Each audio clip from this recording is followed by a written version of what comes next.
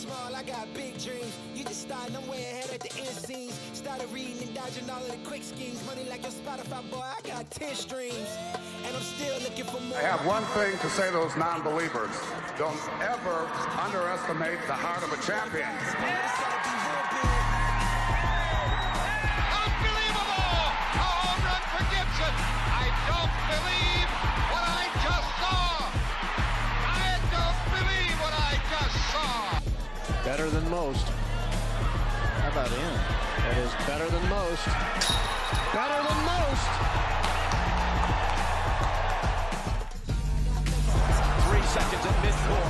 Gives it to Jenkins for the championship. Jenkins hitting the winner at the buzzer.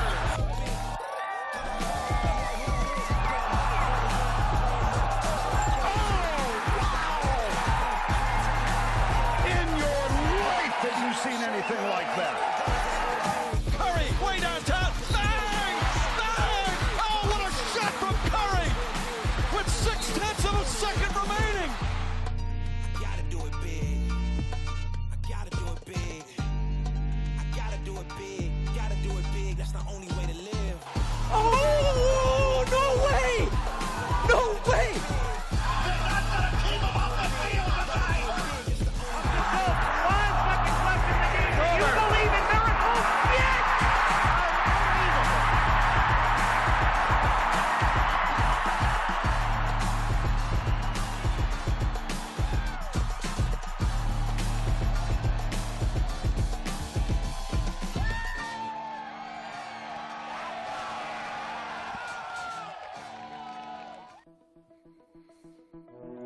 Good afternoon, everyone, and welcome to Smuggler's Notch and the 2022 Green Mountain Championship presented by Discraft. We're here for our first ever iteration of the Disc Golf Pro Tour playoffs, and we're on fourth and final round.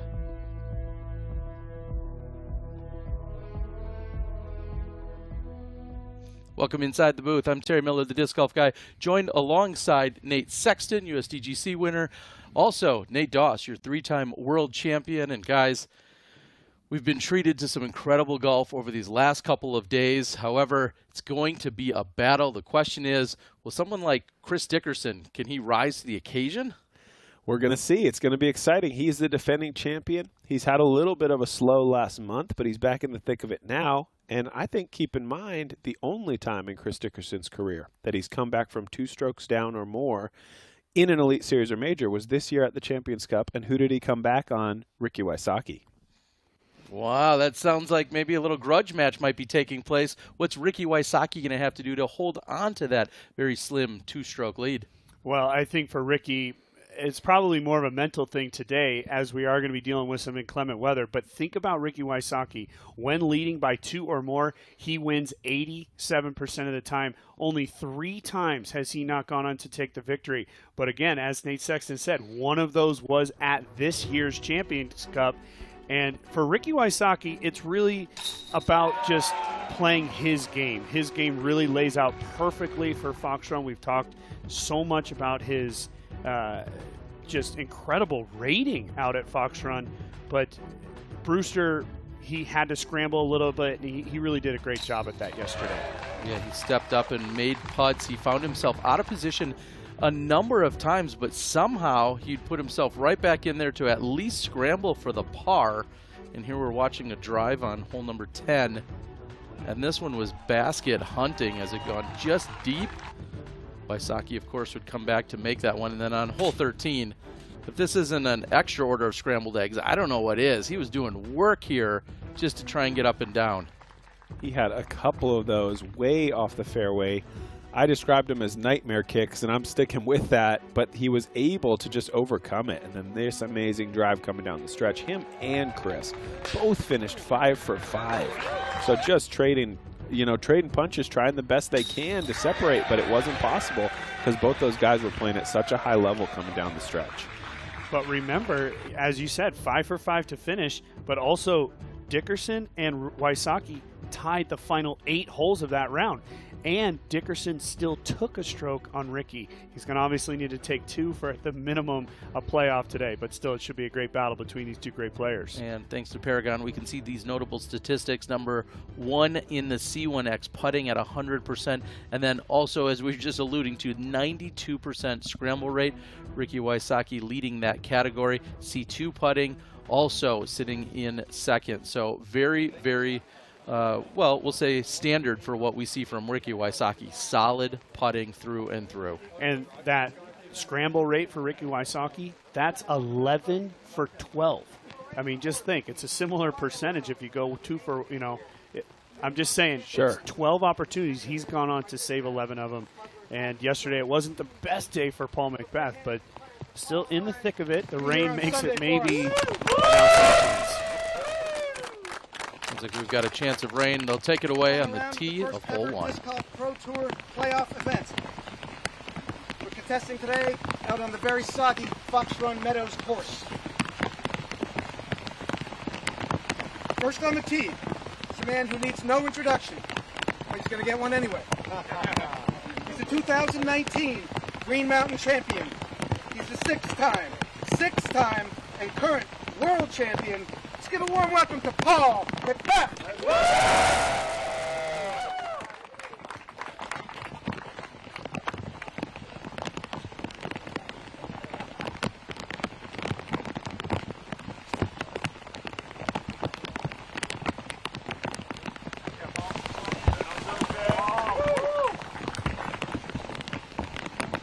Joining us next from Austin, Texas. He's representing Innova Champion Discs. Make some noise for Bradley Williams.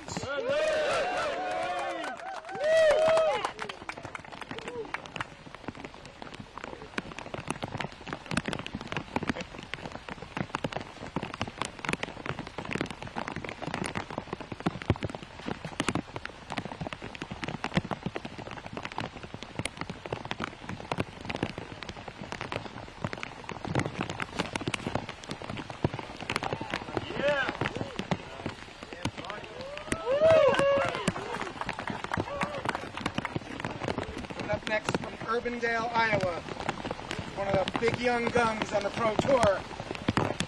He's throwing for Team Prodigy. Let's hear it for Gannon Burke.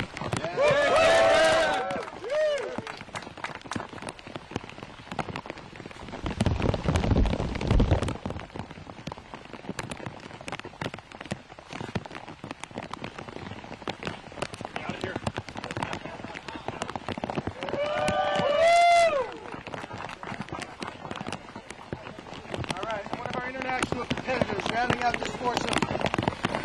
He's from Borås, Sweden. He's throwing for latitude 64. Let's welcome Linus Carlson.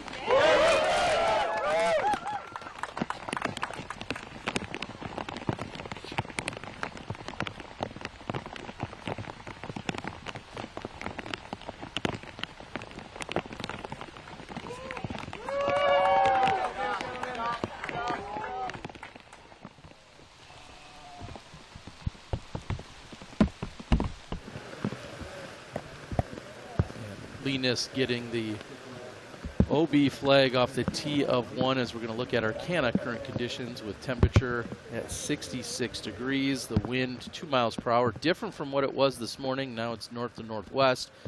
And I'm not the smartest guy in the booth, but it looks like it's raining out there. So I think they're going to have some crazy elements to deal with out there today. Humidity north of 90%. Let's say that. We're looking at least 100. Pushing 101 potentially. I think you're cheating and using those umbrellas as a hint. Well, right now we've got Brian Earhart. He's with Hayden Henry from the PDGA. Take it away, guys. Well, it is a soggy day here in Vermont. The earth is saturated with water. I'm joined here by PDGA's Hayden Henry. Final round action, and it's going to be a little different than the previous rounds. Yeah, for sure. Definitely the rain is coming down, but as you can see, walking by us, the crowds are still here. Very exciting day of golf. A little slick, but, the show goes on.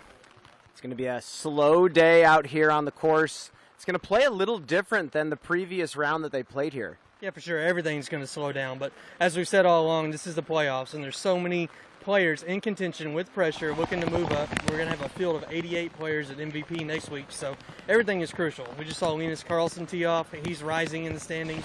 There's so many players right on the bubble, so that's definitely something to watch. And like you said, Hayden, the crowd is still out here cheering on the players. It's actually an electric day out here on Sunday. Should be a fantastic final round. Sending it back to you in the booth. Appreciate the insight, guys. As we're watching just a barrage of umbrellas make its way down the fairway. And I'll go right into it and say thank you to all of the spotters and volunteers and anyone that's out there, including scorekeepers, that will be helping out in any capacity standing out in the rain. Can make for a very long day. Yeah, I have always found it beneficial to kind of have a little pep talk with myself right before I head out to prepare for my round when it's going to be like this. Just, you have to believe that the rain is not going to affect you. Now, it will, of course, but it's not going to affect you mentally. Of course, there's physical effects, but you have to stay calm. You have to stay in yourself. And I think more importantly, on the backhand side of things, making sure the disc is dry, and really, I've always found that the thumb is really the critical piece when it comes to throwing backhand drives in the rain. If you can dry that off, get a nice grip on the top of the disc, usually everything else follows.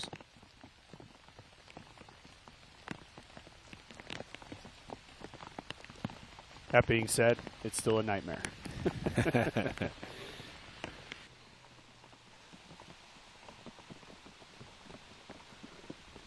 That was a quick, just Gannonberg grabbing his shot, knowing what he's going to throw, and just firing right away.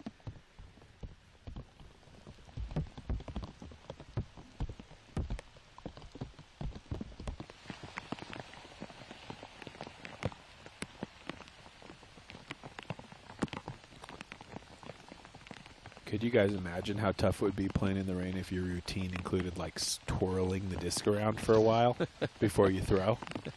Now, do you make any adjustments? I try. Yeah. Yeah, I try to do it a little less. But, yeah, certainly you dry it off and then instinct kicks in and you're like, oh, shoot, now it's all soaked again. Yeah. But. Yeah, an abbreviated, absolutely. I think everybody goes with that. Pre-shot routine is critical. Everybody goes with that. And with that, I'll say right away, Ricky Wysocki has to be one of the best players to ever adapt to inclement conditions and weather. He's done it time and time again. There's a reason we call him Raincoat Ricky, because he can just step up and throw when the opportunity presents itself, as we're watching Linus throw his shot. It used to be this thing where the conditions would be terrible, and Rick would, like, sometimes not even bring an umbrella. He would just be in his raincoat, and he would just throw every shot in, like, 2 seconds and dominate, you know? So it was, you know, it's the same idea that Doss was talking about.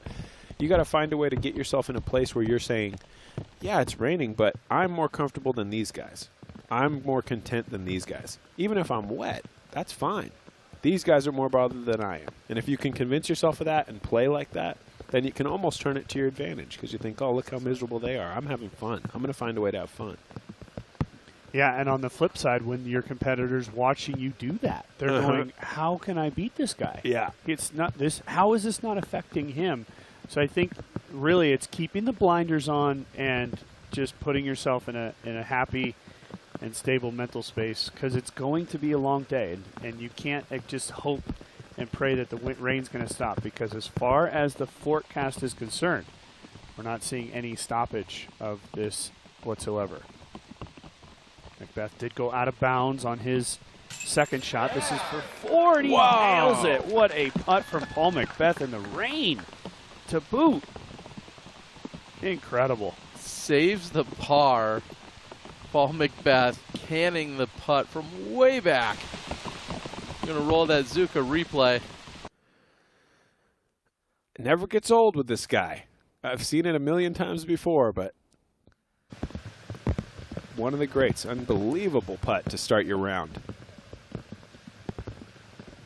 And Williams' birdie attempt is wide.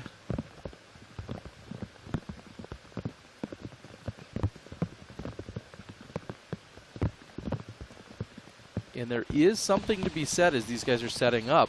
Players like Corey Ellis, who moved up as of now 21 spots. Players like Andrew Presnell, who is closing out his round. Brody Smith, who moved up 29 spots. They are in the clubhouse or near the clubhouse and had much nicer conditions earlier in their round than what they're experiencing right now. Certainly an advantage to going off earlier today, at least in terms of straight weather. Of course, their scores were well back of our top competitors, but at least they got a relatively dry round in for the most part. Brody Smith, very impressive, 9 under today. Here's Gannon Burr. That's a great round from Smith. Really well played on the final day.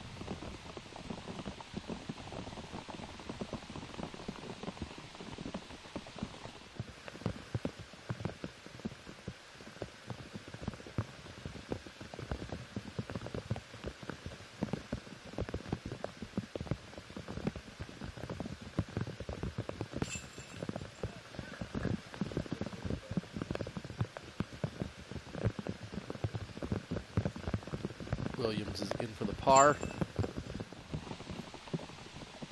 Bag and umbrella, no problem for Linus. And the tap in for Gannon Burr after just sliding off the right side chain. Paul McBeth from way downtown to save the par. More action on the other side of this commercial break.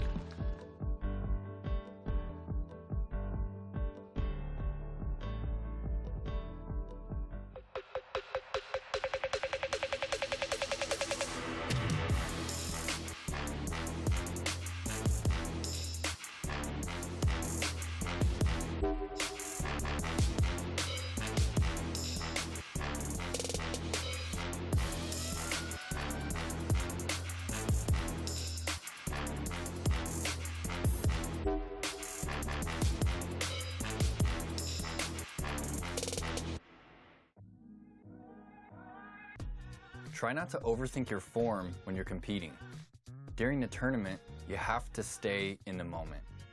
It's easy to lose the moment when you're overanalyzing things. But playing disc golf is all about intuition. You have to play with feeling. Next time you're on the tee pad, take a deep breath, take in your surroundings. Visualize your line and trust in all the work that you've put in. Mastering your focus is why this game is so special. It's what keeps us coming back for more.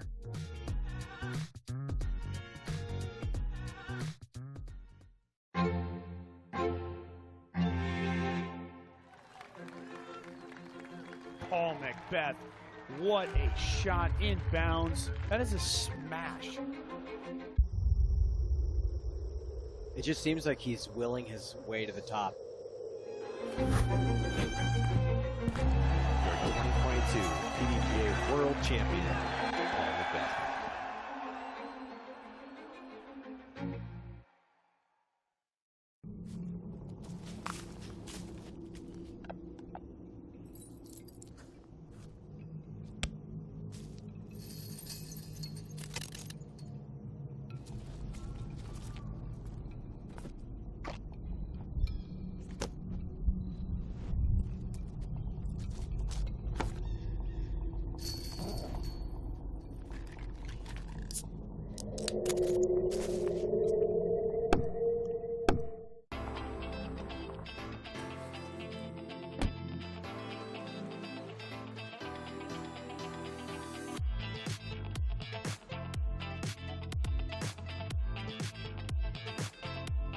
Go long!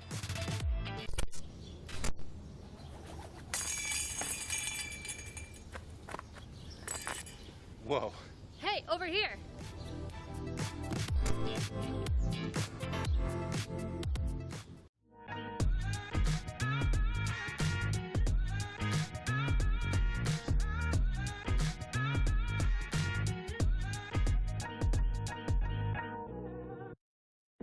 It was important for me to partner with a retailer that could help with growing my brand and making my products available all over the country and across the world.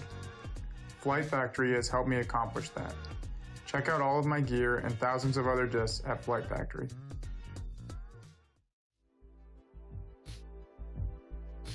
The Green Mountain Championship is presented by Discraft, the worldwide leader in disc sports.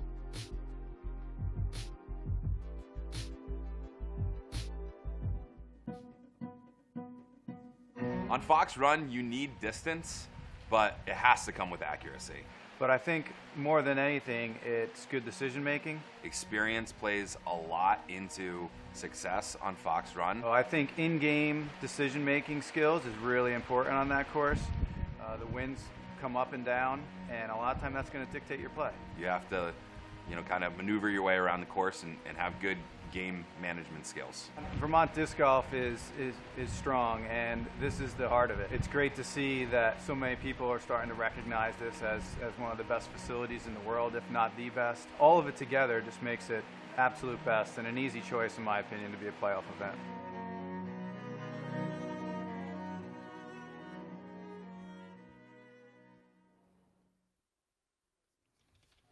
Not only majestic views, but also mentally challenging out here at the Smuggler's Notch Resort. The two courses that are offered that we've seen throughout the weekend. And we're going to add in, sprinkle in a little, well, a few of those sprinkles to add on top of everything for this weekend's final round.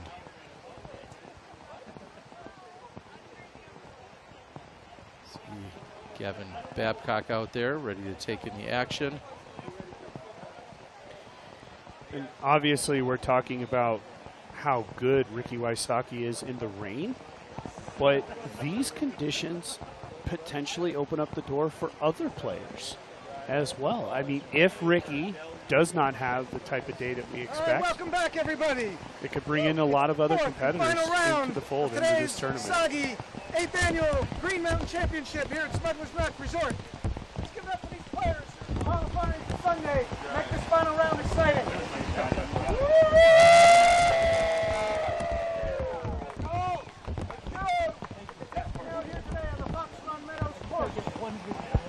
Variable conditions.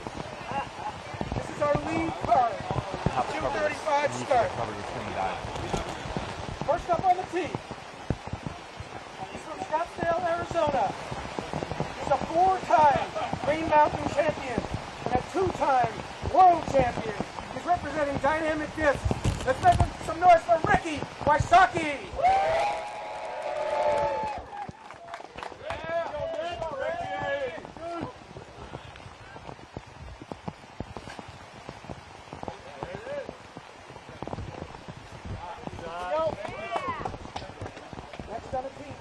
Tennessee. He's working hard to make up a 2-stroke deficit. He's our 2021 Green Mountain champion. He's representing Discraft.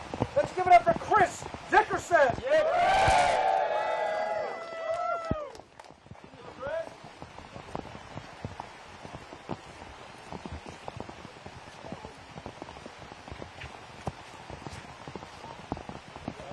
Come on, back out. Come back.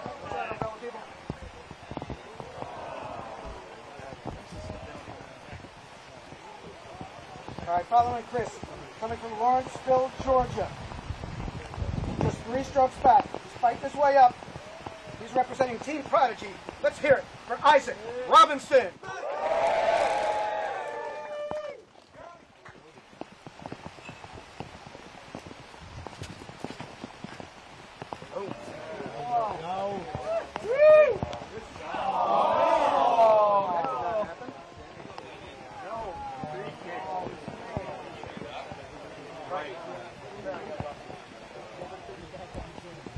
All right, completing this card. Joining us from Creola, Alabama. He's representing Team Westside. Let's give it up for Maddie Ora.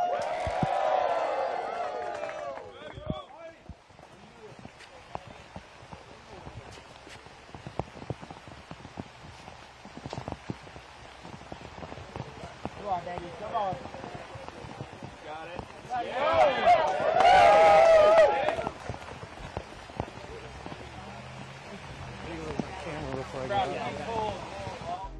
And our lead card has kicked off, so we're going to take a look at our UDisc course close-up designed by 2013 U.S. champ Steve Brinster.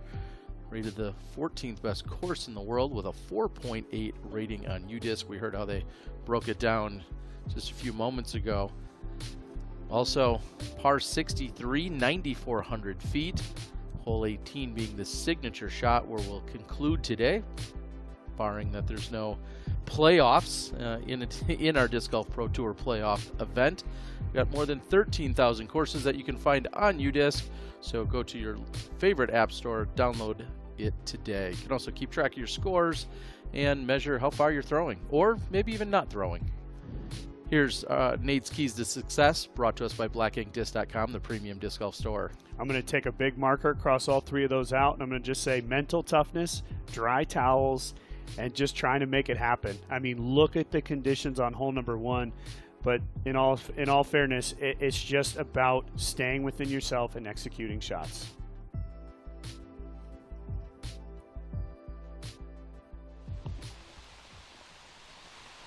Paul McBeth on 2, well out of position. Well, that'll tell you something about the conditions. I mean, McBeth must have slipped. His grip or his footing. Now, Ricky has a big opportunity here. Oh.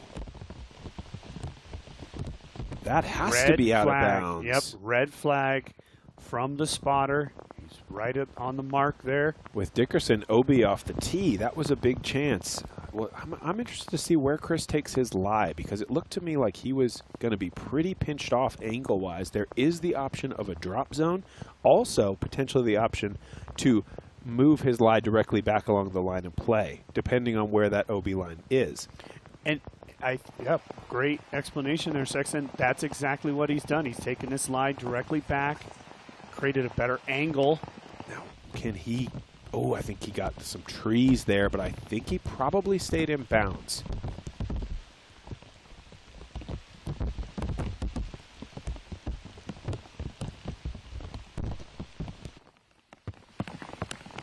We saw the long bid by McBeth. Now here he is for par. And slow but steady start. He's had to do work for both pars here today. Well, it's looking pretty likely like a bogey for our top 2 players to start. So a slow start with pars might be just what the doctor ordered to kind of get back into this thing a little bit. And with how far Dickerson is back, double bogey is still not out of the realm for him, because he still hit that first set of trees. He did stay in bounds, but he still has to execute a good shot to get up and down. And guys, yesterday we almost harped on how quickly Isaac Robinson plays golf, just when he's out here playing well and having a good time. Today, it might slow down slightly, but you have to think, having that overall quick routine has to play into his advantage. I agree. Uh-oh. Wow, we're in for, this is going to be a crazy day, guys. Like, if the weather is doing this to these guys on 1, just wait till we get into the meat of the course. It's gonna be a battle to stay in bounds. Yeah, and this is why we talk so much about mental strength, and what a shot from Matt Oram, a chance to take 2 shots on all of the competitors in the card. Wow. And we're gonna see Chris Dickerson here in the middle of the fairway. What a dream start for Matt, potentially. Oh, he knows it. That's a field goal, baby. Trying for to Matty-O. push it forward for Oram. I mean, look, think about that. 5 back to start the day. Not a lot of hope. But to start, if you can grab 2? Yeah, immediately picking up ground on the rest of his card mates. Wow. Could get interesting really fast. Chris is going to go to the backhand here. This is the more challenging shot, going to the backhand.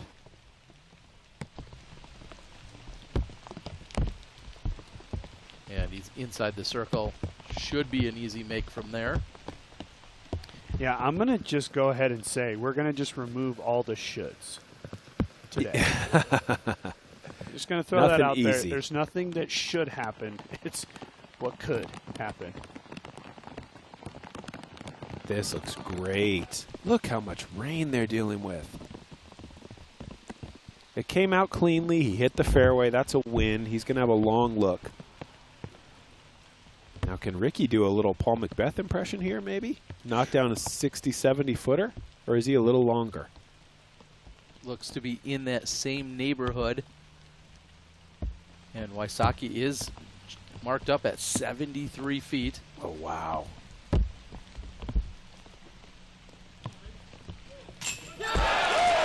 No! Yes! Ricky Wysocki connects. What?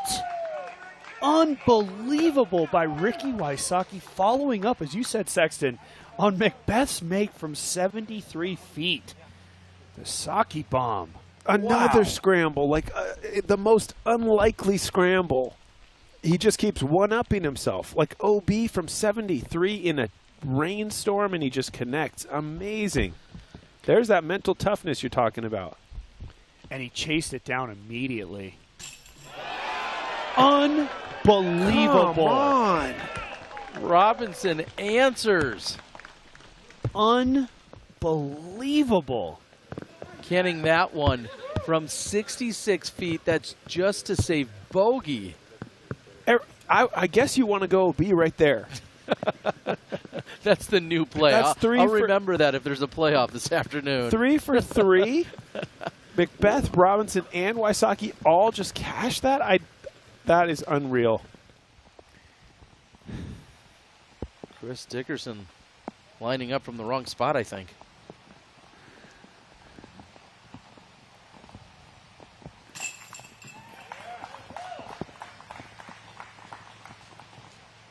Bogey for Dickerson. And still a chance for O to take at least one, or take one on the leader, 2 on the guy in second place. Oram steps right up. You just called it. He's picking up 2 on both Robinson and Dickerson. Picks up 1 on Wysocki. He's going to have the honors as they head over to the tee of 2. And he just tied up Robinson, and he's 1 back of second now, just like that. Taking another look. Here is McBeth's. All 3 of these putts were within 5 feet of each other. Wysocki calling for it halfway there. Wow. And then Robinson just a few feet closer. Impressive nonetheless, as he's going to jog it in. God, how good are these guys? That's incredible.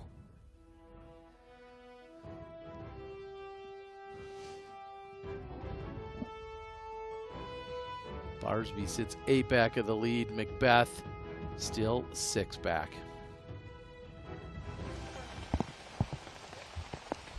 I still can't believe what we just saw. Oram, tee of 2. Nice and low, right up the middle. That's coming right into the basket. Short but makeable for Oram.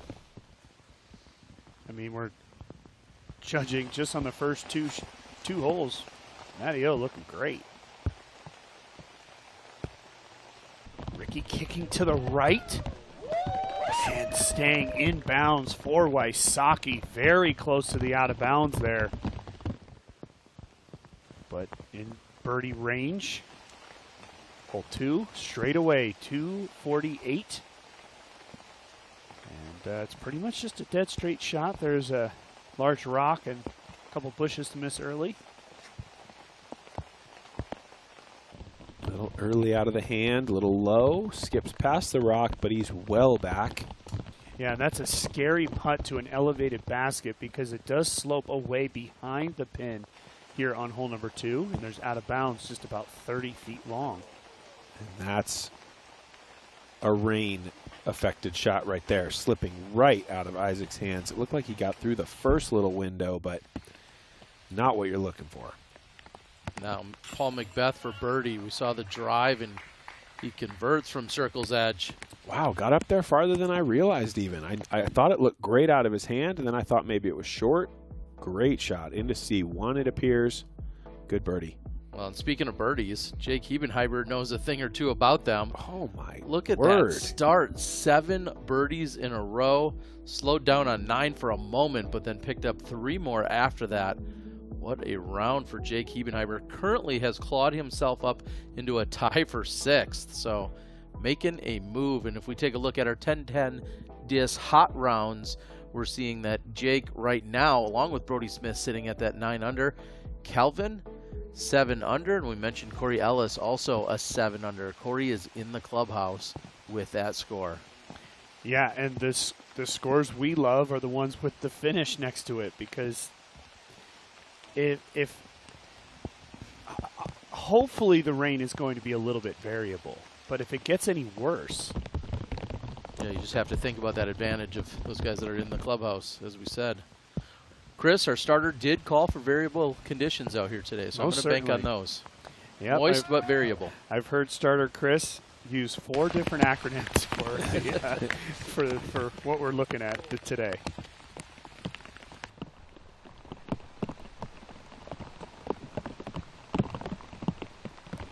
That will be out of bounds on the 4th.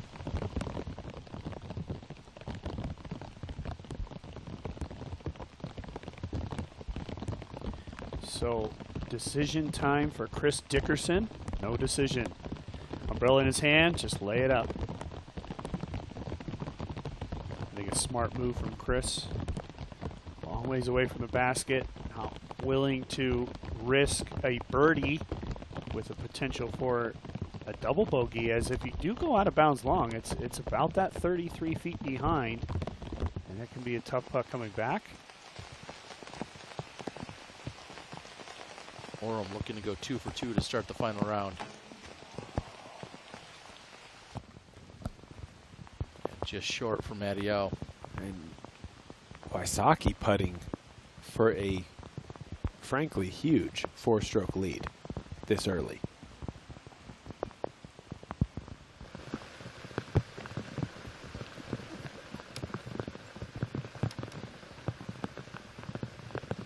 Looks like he's got a special compartment even. Signing a quick autograph.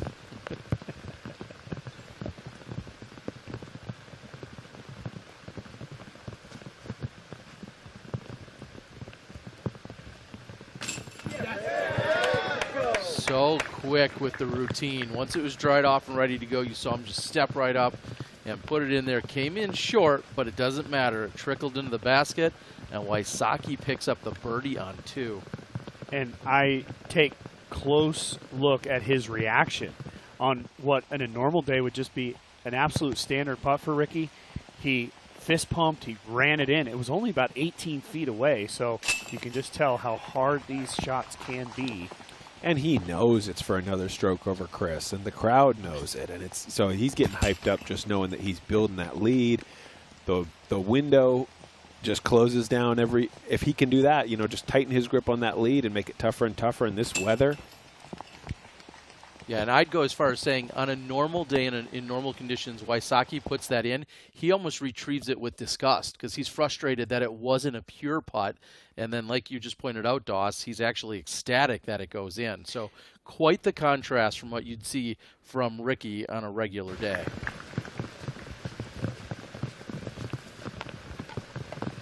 Keeping his throwing hand in his pocket even, making sure it's staying dry and warm. Got a short walk over to the tee of hole number 3, and we've said it before, we're out here at Smuggler's Notch, America's family resort, one of the best destinations you could possibly go to if you wanted to check out some activities really in all seasons, whether you're coming out here and you're going to do a little bit of skiing, or you're here in the fall for the fall festival like we are this weekend.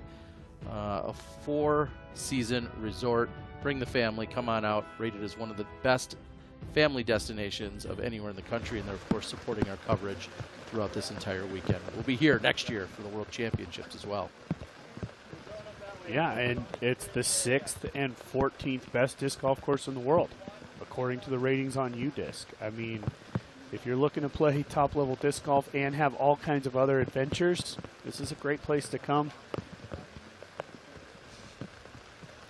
And we see that Brittany Dickerson officially working as a caddy out there today. Normally she kind of walks along as part of his support network today.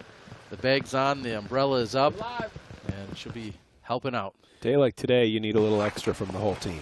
You do, and Wysocki piercing it right up the middle. It's going to come in a little short, but Wysocki stays tree-free off the tee of 3. Boy, if that putt goes in, depending on what we see from the other 3, this is early on a dominant look from Ricky. And I feel like in all of the rounds that Ricky has played in this tournament, he has used a big putt to just jumpstart his day.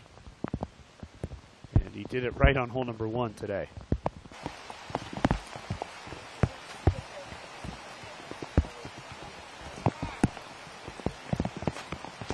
Early tree hit from Matt.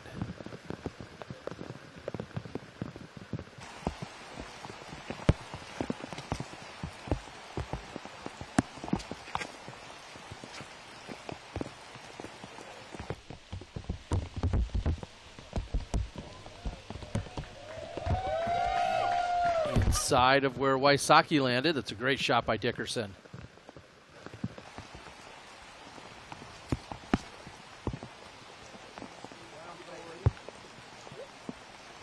I don't think that's going to have the energy to get any better than its C2, being that low.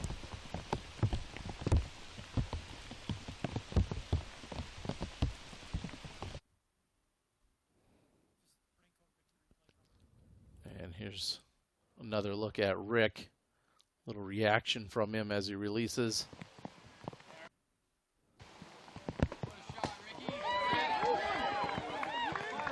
Perkins and crew out there loving it. Now with McBeth on 4. OB off the tee. This to save par. Get up close.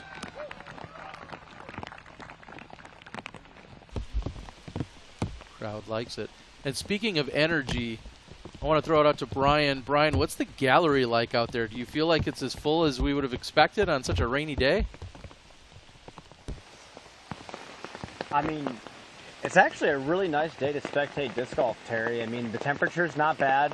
The wind is not existent right now, so really you just open up the umbrella. It's a really nice day to watch disc golf. And yeah, we got a full gallery here today. It's fantastic. Appreciate it, Brian.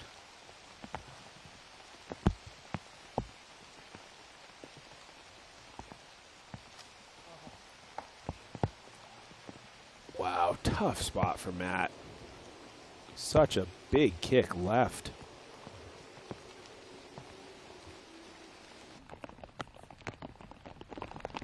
Ooh, look at this drive in the rain. Linus went huge. I don't remember seeing anybody push that long out of bounds on hole number 4. What a shot from Linus, and that'll be pretty much a drop-in birdie. Very close. That long up towards the out of bounds. Exactly. Yeah. The long, yeah, yes. So O's going to be looking at a bogey here on number 3. And 3 birdie opportunities for the other 3. A little bit of a decision for Isaac here. Scary putt.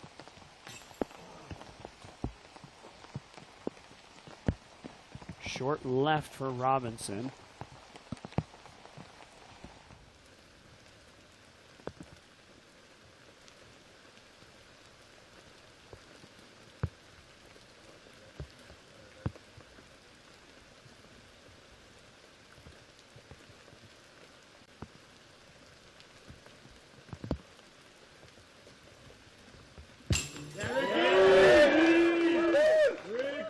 What rain? He was a little closer than I thought there. Great putt though.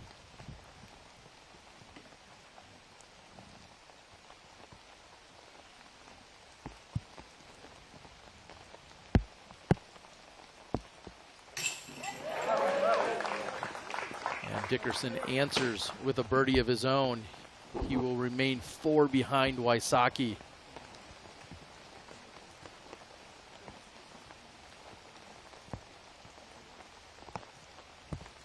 Gallery starting to make the long walk over to hole 4. However, they need to make sure they hold their position for a moment so we can get our final putts. And we see a near air ball from Robinson. Certainly the last thing you would expect to see from him, regardless of the conditions. And I mean, running that putt from there leaves you something on the back end. This is where we saw Greg Barsby throw in. That just illustrates perfectly how crazy that is to go at that aggressively. Wysocki back-to-back birdies, and we'll be right back from the tee of 4.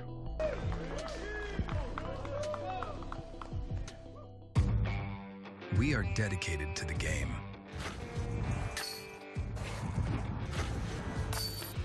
Developing technology and providing data that helps you take the next step. Whether it's your next training session, league night, or major. Because we believe the best way to grow the sport is to push the sport. And the best way to do that is together. We're focused on the future to make that happen.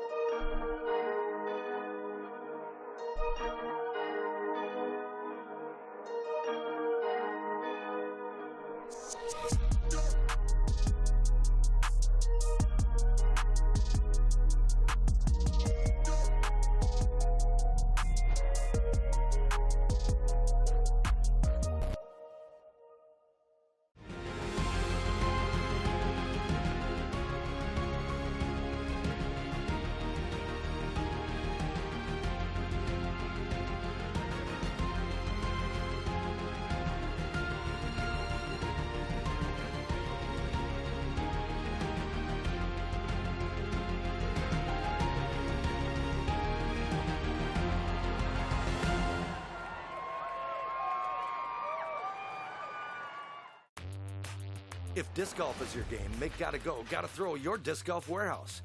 With a huge selection of discs, bags, baskets, carts, shirts, and more. GottaGoGottaThrow.com has all the tools to take your game to the next level. Shop online or our Golden Valley, Minnesota store. Free shipping with all online orders over $75. Online or in-store, get what you need for the game you love. GottaGoGottaThrow.com, your disc golf warehouse. In the game since 1993. Power Grip is the only disc golf retailer operating in both Europe and the United States. We got our start in Finland in 2009, and now we've established Power Grip USA's online store, with retail stores still to come. Come see why we call ourselves a pretty good disc golf shop. Shop online at PowerGripUSA.com. We're here to help.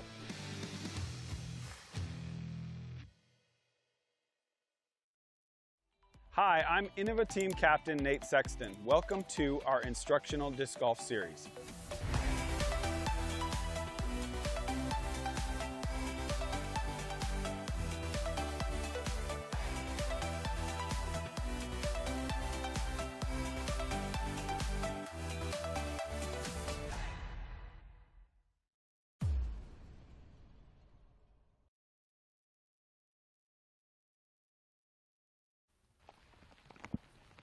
Welcome back. We have Paul McBeth on the tee of 5. Paul did go on to save that par back on hole number 4. It's the mistake you'd expect here on 5. A little inside, a little low. He should be fine for par, but he's got a long way to go to look at birdie. This is a little better, potentially. Yes, a lot better. And a near bullseye Wow. hit for Gannon Burr.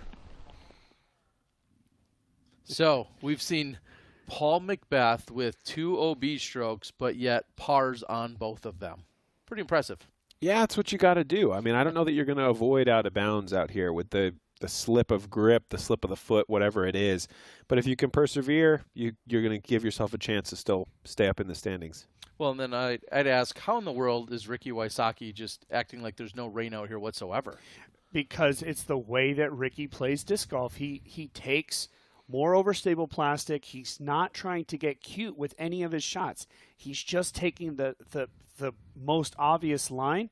And I think that really does help Ricky in these scenarios. When it's raining, it's hard to get the disc to go out and turn or do something really tricky where you're trying to find that fine line. Ricky just doesn't do any of that. He just throws it right up these fairways and tries to use one-angle disc golf, you know, similar to Kristen Tatar. She does that over on the FPO sides, plays one-angle disc golf, tries to avoid all the fancy stuff, and that can really help you a lot of times in these types of conditions. Well, Wysocki now sitting on a 4-stroke advantage. Remember, he opened the day with 2. Now that is extended to 4.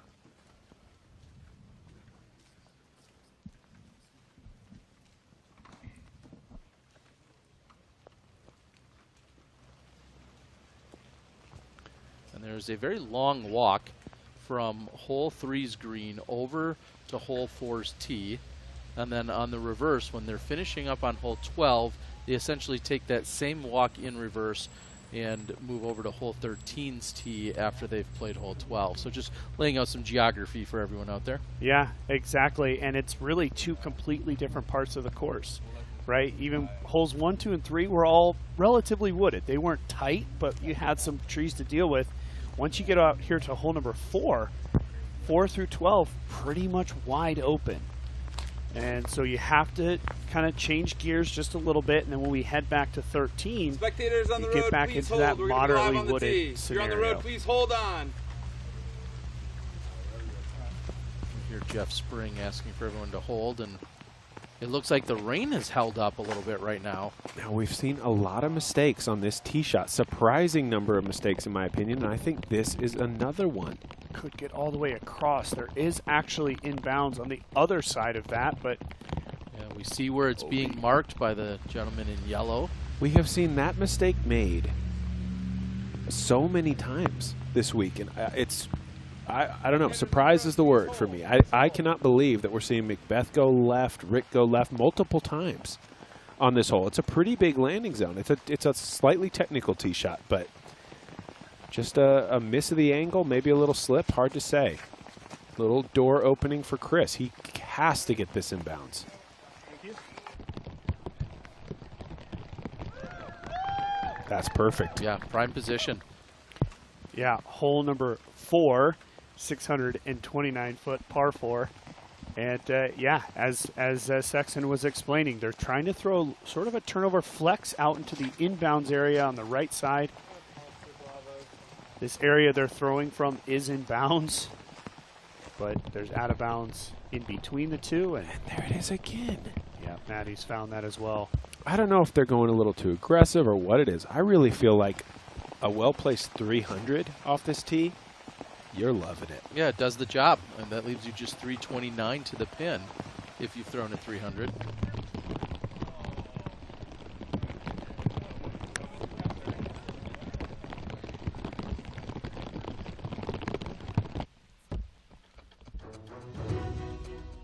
And we take a quick look back at what we've seen from Ricky. And Ricky reining in the putts. And if there was a time to get your blood flowing and get warmed up, that putt on 1 would do it. And rain sake, wind sake, whatever you want to call them, woo sake, we've heard it all. Ricky should be patenting every part of his name brand, including the sake bomb, because he is getting it done out here. And I know he already works with Sunstein Law, so if you want to be like Ricky Rain Sake, make sure you reach out to our friends at Sunstein Law for any logos, patents, trademarks, copyrights, whatever those needs are for your intellectual property. They've got you covered.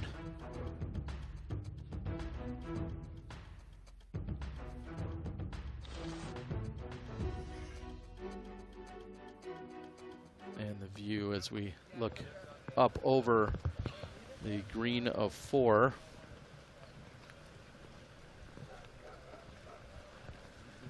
So Wysocki left with almost 300 to the pin.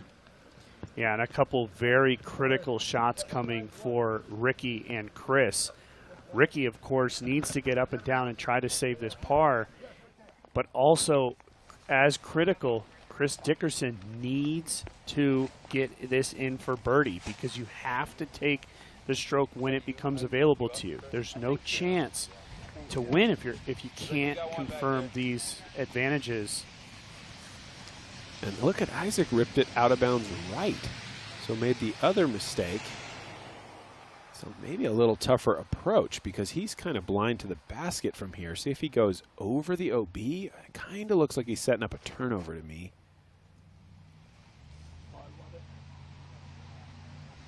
Oh yeah, he can see the pin. Wow. Wow.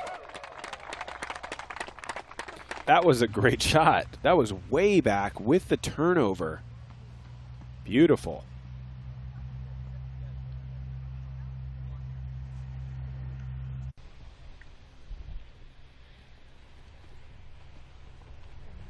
And watch the ground play to boot coming in, hitting the rocks by the basket. And just taking a nice easy kick to the right with a little bit of side spin on it. Beautiful shot from Robinson. That'll be a drop-in par. Okay, I was wondering if Chris was going to go to the sidearm, and he is. It's a much easier play here because you can just use the angle of the sidearm to sort of dig in right up near the basket. A lot of thick grass by this basket. Yeah, Chris. Short but safe. Well within Dickerson range.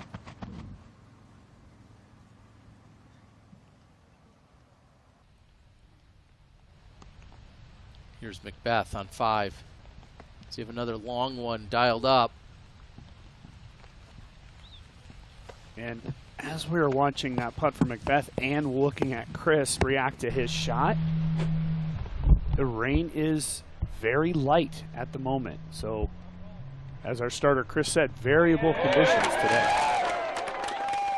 No variance in that shot, no problem, as he puts it right next to the pin.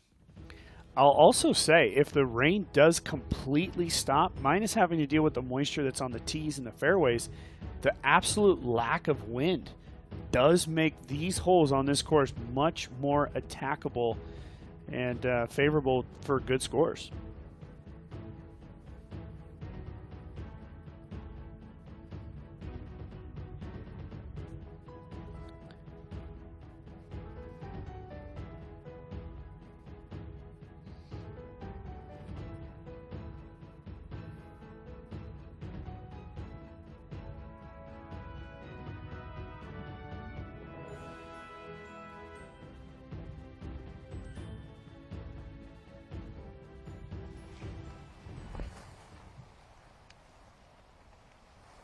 Now with Chris Dickerson, a birdie look to move to 30 under.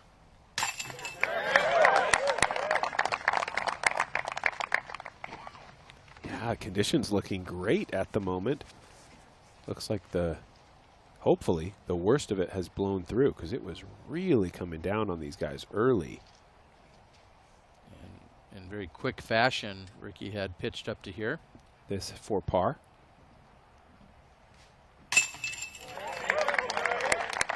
And the rain has not completely stopped, but it's a light mist at the moment. In fact, you can even see Robinson's gone on and taken off the jacket. Sort of a light mountain mist here. Smuggler's Notch. I feel like that's the scent of your new candle, boss. I don't know what you're trying out here, but we'll take it. Better call Sunstein. They're going to move over to 5, and we're going to move to 6. McBeth, forehand on a must-get birdie. And 6 today. He will. 6 today. Even better statistics. 89% of the field have birdied here on hole number 6. That's versus 3% taking bogey. And that's due to the cut. We've only got the top 39 players playing today. So it's just the absolute best of the best playing this hole. The 3% is actually just one. It's one bogey on number 6. Yep. I guess that was an OB. The most surprising, in my opinion, Chris Clemens, who is a left-handed player, did find the out of bounds and did go on to bogey there on number 6. I'd say anything could be forgiven in the thick of that downpour. Yeah, he might have been playing it when they were teeing off on 1. Yeah, anything could be forgiven there.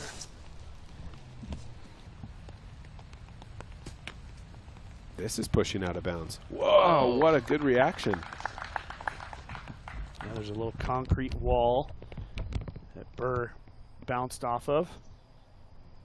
It's the basket of number 5, just behind our camera and to the right from your perspective at home. There's a large lake that is, of course, out of bounds. And you can see the out of bounds running up what will be the right side of the fairway for the players. And this gap that's dead center in the middle of your screen, that's the gap the players are trying to fly down through. We saw it from Burr moments ago, just spiking it through that gap perfectly. This looks like a mid-range. Could just be really trying to play safe here. It is 445. He does have a ton of power too, but now look at this. Short of the trees. Spotter is running up. I'm going to call out to Brian. Brian, 2 quick questions. 1, what does Dickerson's lie look like? And 2, we've seen people removing layers. What's the rain doing? Yeah, well, first off, Chris Dickerson's lie is average. I mean, he's going to have something. It's not going to be great, but better than out of bounds. And then weather-wise, yes, warmed up a little bit. The rain is pretty much gone, and the wind is non-existent. So it's actually shaping up to be a decent, at least decent segment of time right now. All right, and we just saw the park job by Wysocki. Wow, if Chris really did go mid-range layup, I mean, sticking to your game plan's one thing, but Wysocki just pounced on that and parked it. And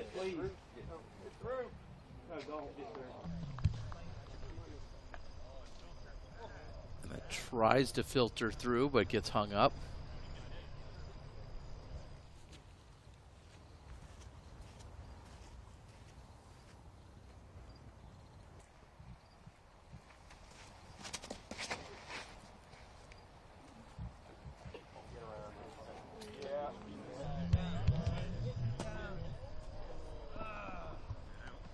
On the top side, up and over, we see the white stakes, which are actually the OB line as opposed to just the water. So that's going to be out of bounds for Isaac. We're going to roll the Zuka replay, though, on Ricky Wysocki.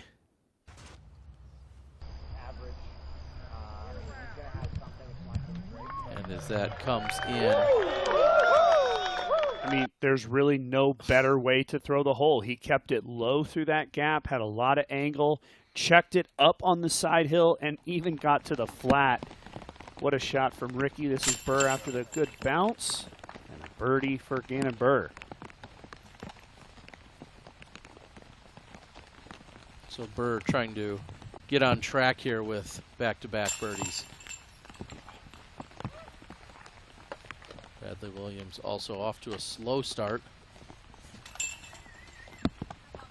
So all but 4 players have birdied here on hole number 6 today.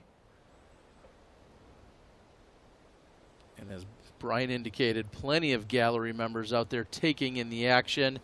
In fact, I think we even put a raincoat on the drone, and it's up and giving us some of the live action shots. I think it was a good save by Brian to say, well, it's a really pleasant moment of time right now. Because in the mountain, in this mountainous region, I mean, it can come and go. It hits these mountains, it rains, then it goes away, it'll come back. But yeah, nice save from Brian Earhart.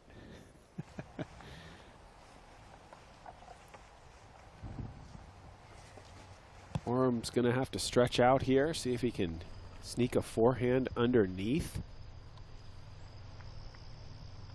Not too much distance to deal with. Literally just inches from where we saw Kristen Tatar this morning, and she put it within 5 feet. Adio is going to follow up.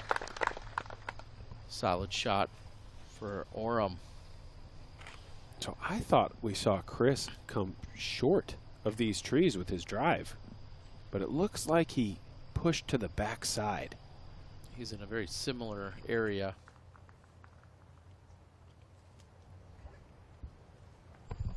So other than the low ceiling, not much to worry about.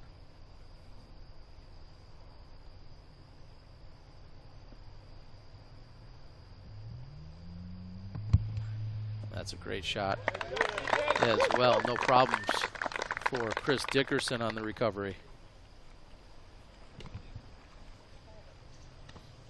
There's one slight issue, which is Ricky's parked. And you're going to lose the stroke you just gained back on the previous hole. So we'll see what Paul McBeth is doing here to make adjustments from his round 2 debacle that he had. Oh, well.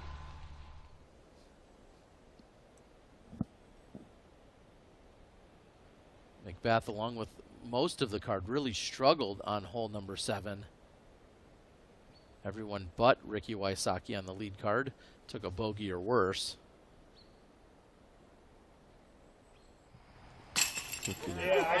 Isaac's par save just hangs on to the backside.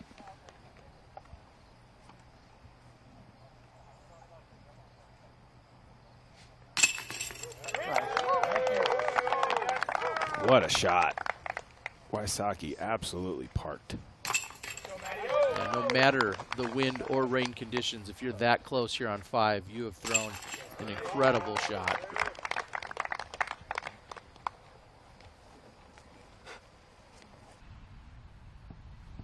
Now with Paul McBeth on his 3rd shot of hole 7.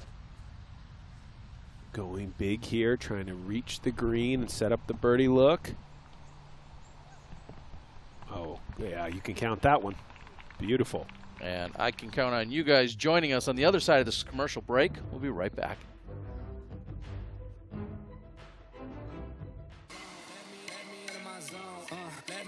Zone. Please don't let me into my zone.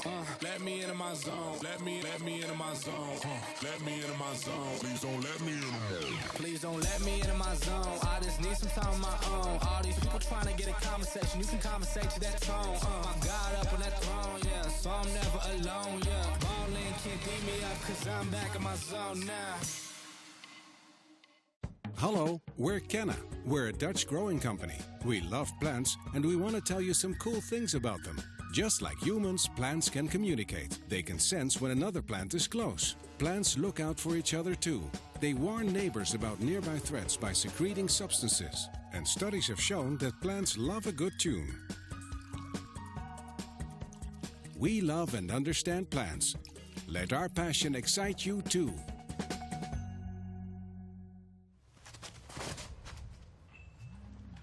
Welcome back.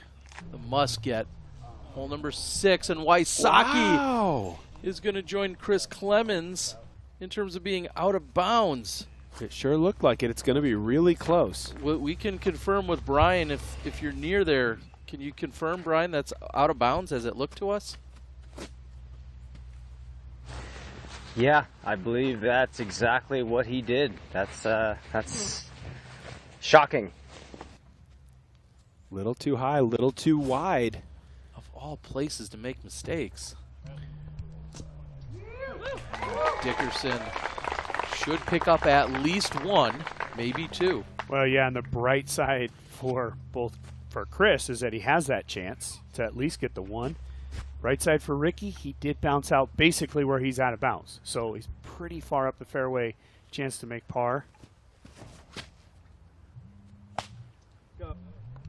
Routine shot by Forum, who doesn't like it, but it's going to check up within 12 feet of the basket. I mean, Rick just pulled it. It was just pulled. It was about 20 feet too far left. Imagine if he takes that check skip where Dickerson landed, he's parked. Yeah, I think it was just also too high because he couldn't really take it. It didn't skip. It more just bounced. Came in on such a sharp angle. The backhand will work out just fine for Isaac Robinson. We're going to take another look at it. It's an obvious forehand shot. Everyone would agree on that. If you've got it, you should be throwing it. Doesn't look like he slipped or anything. Just wanted to go high and wide, which he did. But then this is such an overstable disc. Look, no skip over towards the pin, just the bounce. I think you're absolutely right, Sexton. A combination of being a little off his line to the left and that high overstability. It wasn't a skip. It was more of a check. Kind of checked in and kicked left. So Ricky will be taking it essentially where he's out of bounds. And you hear the frustration from Wysocki. Just think about how his mood has changed. Now, we've seen him elated with all the effort he's put in so far. He steps up very frustrated. Here's his chance to save the par.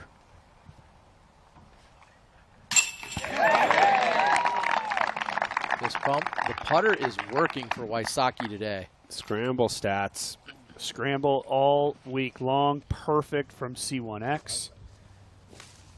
So, and Ricky has, I believe, 5 putts of 70 feet or longer. And it's at least 4, because he had 2 in the first round. Yeah. Routine tap in should be for the rest of the card, in fact.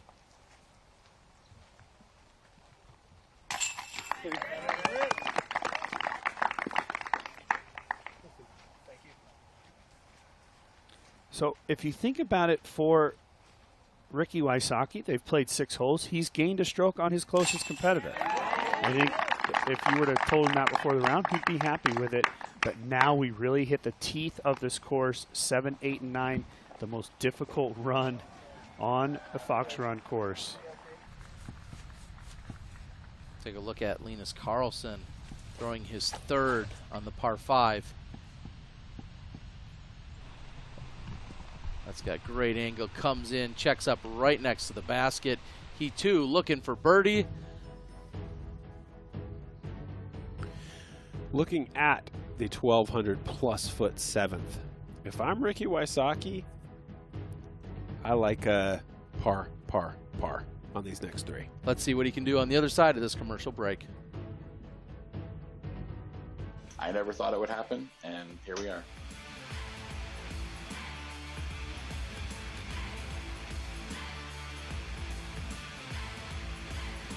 Thank you, DGA, for allowing 5,000 kids in our community to be able to learn disc golf that may otherwise not have had access to it.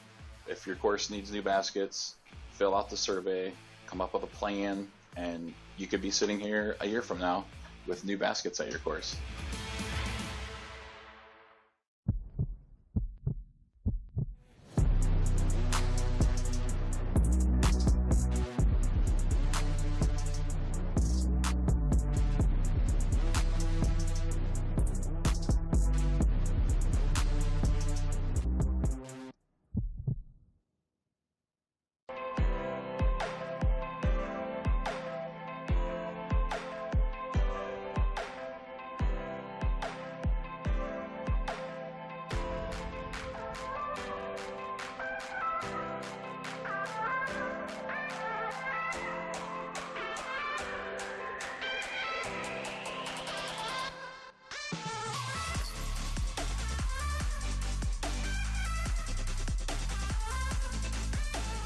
Hey, I'm Johannes. Hey, I'm Jonathan. And today we're going to talk about how to aim. You have some problems with the distance, the timing, and pretty much everything. This is kind of the ground or the beginning of the throw. Here we go. Then we're going to throw some forehands. Oh yeah. Then you just stroke the board and then you push it in the basket. You should never, ever throw your max on a golf course. What?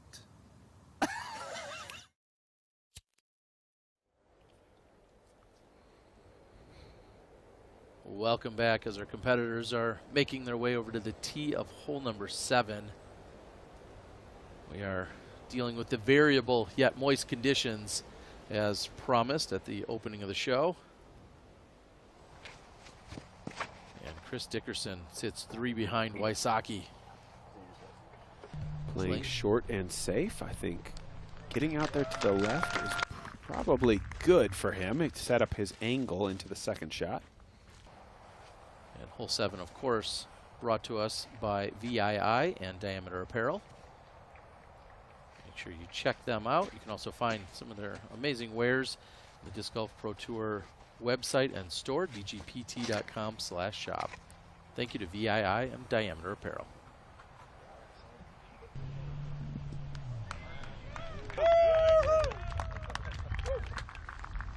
Great shot from Matt, pushing it all the way up to the edge of that first landing zone area. And from round number 1, we heard from McBeth, round number 2 here at Fox Run of this tournament. McBeth said that he left his layup just a little too straight. And that tree that the spotter is standing next to is the one that affects that shot. The more low left you can get, the more of a hyzer second shot it is on the par 5.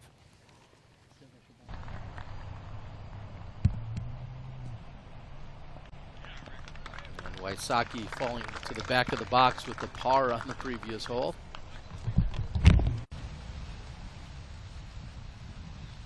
Now Paul McBeth for his second on hole number 8.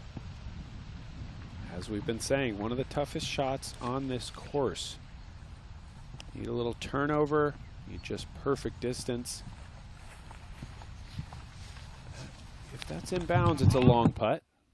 I believe that it is, but he'll have, like you mentioned, a long putt from maybe circle 2 or even outside of it. And now let's take a look at what they need to do on hole 7, Sexton. Well, they've all laid up short, 1,264 feet. As we were talking about, being left over near that bridge sets you up to play an unobstructed hyzer into the next landing zone. And if you're looking here at where that brown grass is, you see that big cutout. That is a perfect place to try to attack if you can, to make the fairway as wide as possible for your second shot landing zone. So you'd like to push about 400 from where they are into that area. That's going to leave you just under 400 probably into the pin, and going to set up a pretty easy shot, honestly, for these guys in low wind conditions. So I think they've all started out just perfectly on this hole. If they can continue that and just kind of play it stepwise on your way down, not go for anything too big, not go for any big turnovers, they should all be able to set up at least an opportunity to birdie this hole.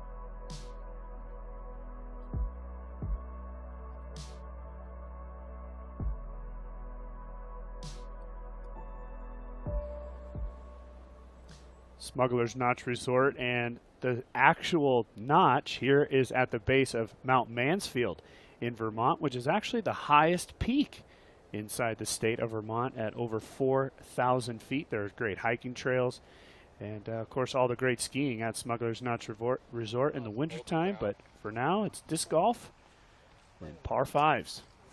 Yeah, if you want to bring all of them, you can. Yeah, I wouldn't mind bringing all of them either. Yeah. I think some of them are going to stay and watch. Yeah. We'll see.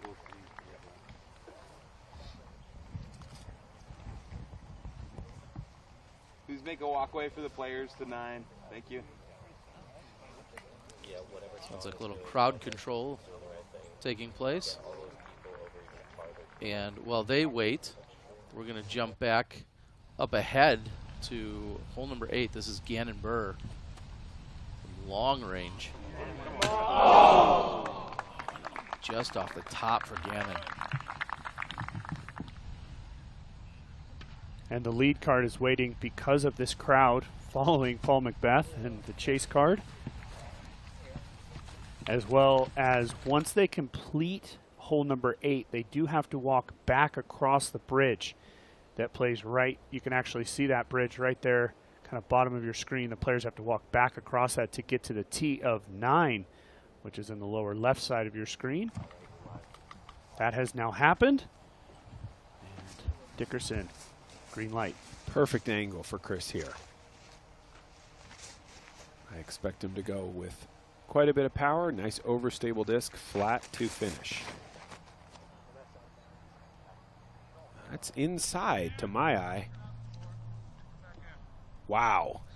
Inside, but outside of the line. So Chris Dickerson, OB. That's a bad mistake. He was in a good spot there. I would think maybe a slip of the hand. I mean, that just looked like it came out early. He had so much more room, airspace to the right. Much lower line from Wysocki. He's turned it over, and it's pushing toward the right side. OB, does it have time to fight back? And it doesn't. So Wysocki out of bounds on his second throw. Wow. Everything I said on the flyover was wrong. Well, I don't think it was at all. But well, they didn't listen to you. Advantage to Ricky that he is more up the fairway. Yeah. He got the spotter was right on it, gave him a mark. He is more up the fairway than Dickerson. I'm not sure where Dickerson went OB. He can even try to get to the green. Might have to lay up again. This is Robinson. This is the perfect angle. He can just basically throw just a massive hyzer, and that's exactly what he's done. That's what we were looking for. Yeah, he's all the way down there, sort of even with that bump out. Boy, and Oram, even better of an angle.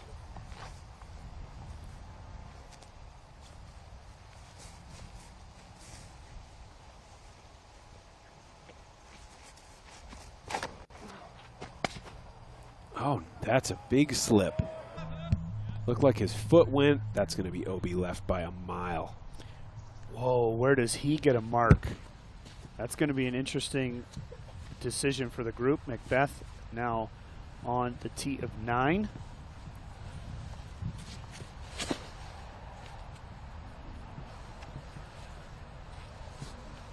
This looks very good. This needs to either skip straight or slow down entirely, and it's done a little bit of both of those. So McBeth will have a look for birdie on 9. That's all you really want on that hole. Don't try to, if you try to push right of the pin, it's like your heart's in your throat the whole time the disc is flying, because if it catches even one leaf, it could drop OB. So that's really well played, I think. Set yourself up for a shallow C2 putt. Hole number 9 playing as the second most difficult hole today. Only 5 players have taken birdie here on hole number 9.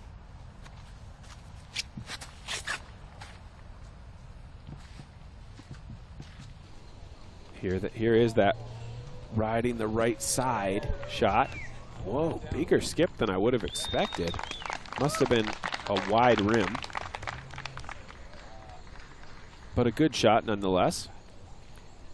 Yeah, McBeth really took the great line over there on 9 as we head back over to Ricky.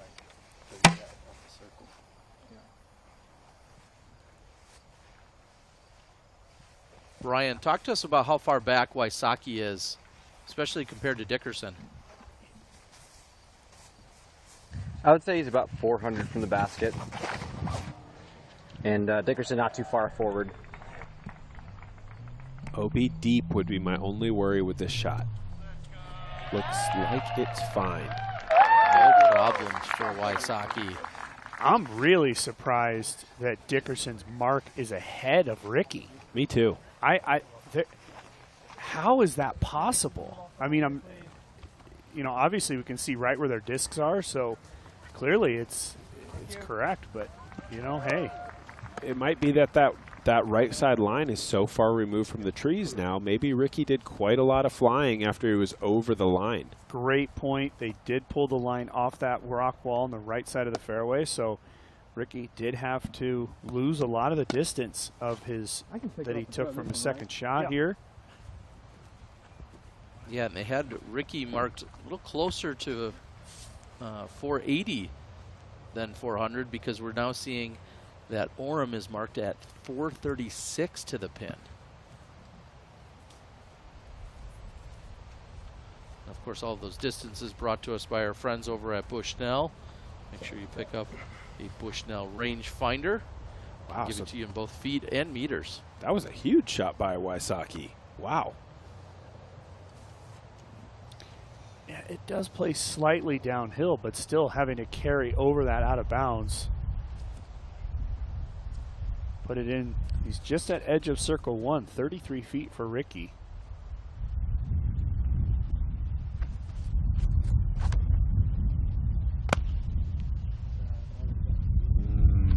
That might go OB. Long.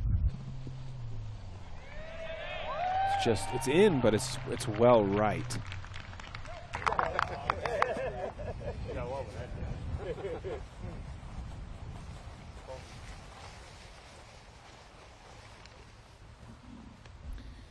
Every shot is critical now for Dickerson. Got to keep pace with Ricky after his mistake.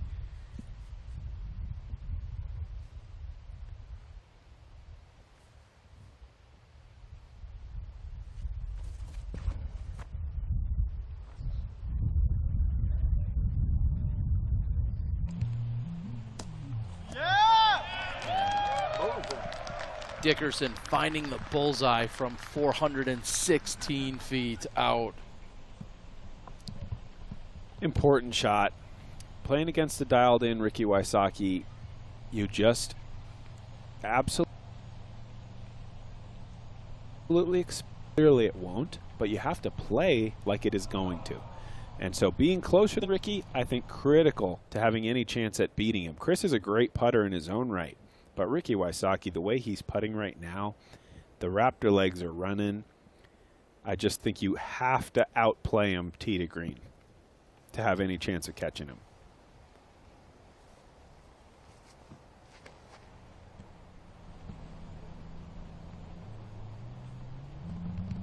This is tracking right at the basket as well, just outside of bullseye. Incredible shot by Isaac Robinson.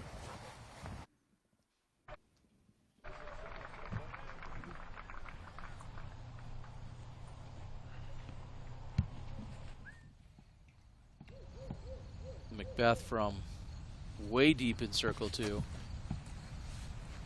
Oh, it's splashing and hitting left side chain, but not staying in the basket. Wow, optical illusion on that drive. I had him at like 42 feet from by the camera angle we had. Clearly he was way farther back.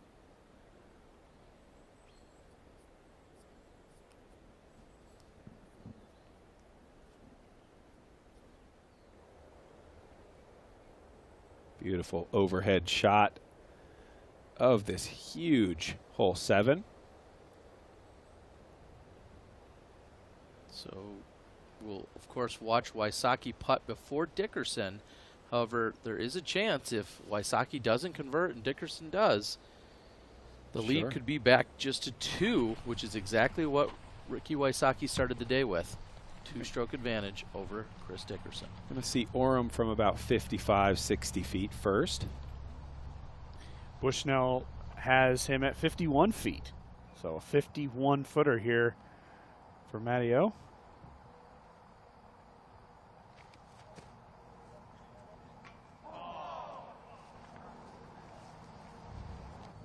Close, but not quite for Oram.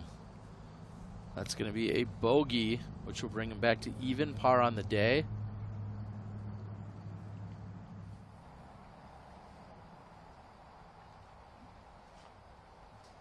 Let's go, Rick! Atta boy! Wow. The scrambler continues to do it. That's the...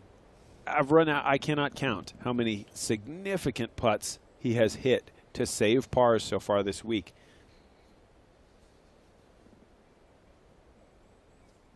Ricky is now 15 of 16 for scrambles. That is incredible. Oh. And keep in mind, the one he missed was from yesterday, and he still made a 60-footer on that hole. Exactly. That's so true. So Robinson from short range doesn't take advantage of the birdie opportunity. He's going to remain at 1 over par. That's going to pull him 1 ahead, though, of Matt Oram.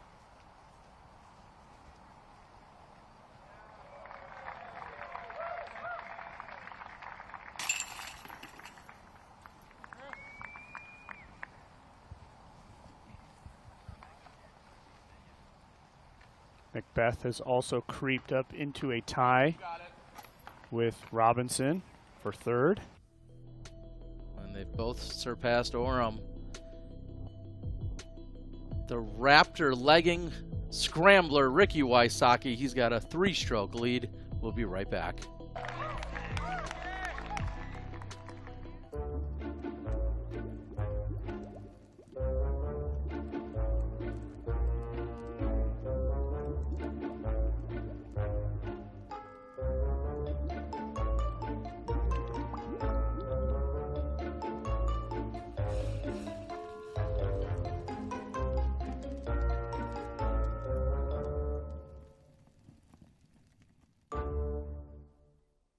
Check out the whole lineup at clashdisc.com. I mean, it's literally the most popular disc of all time in the history of the sport. At its core, it's one of the most important tools a player has in their bag, a dependable, straight-flying mid-range. But the legacy of the Buzz goes a lot deeper than just that.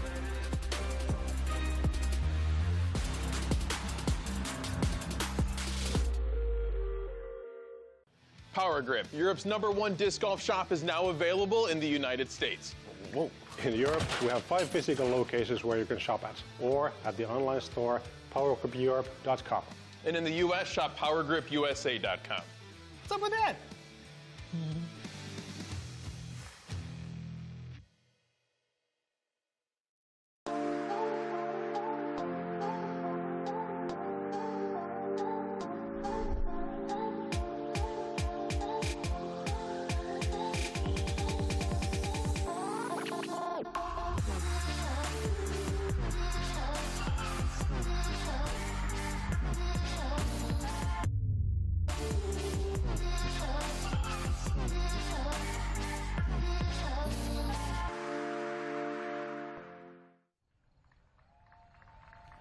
Welcome back. We have Gannon Burr with his birdie look here on hole number 9. His birdie connection on 9. Nice work. It's going to push him to 1 under for today's round. And those early bogeys just stifling Burr, but coming back nicely. It's joining just 5 other competitors so far to get the birdie over on 9.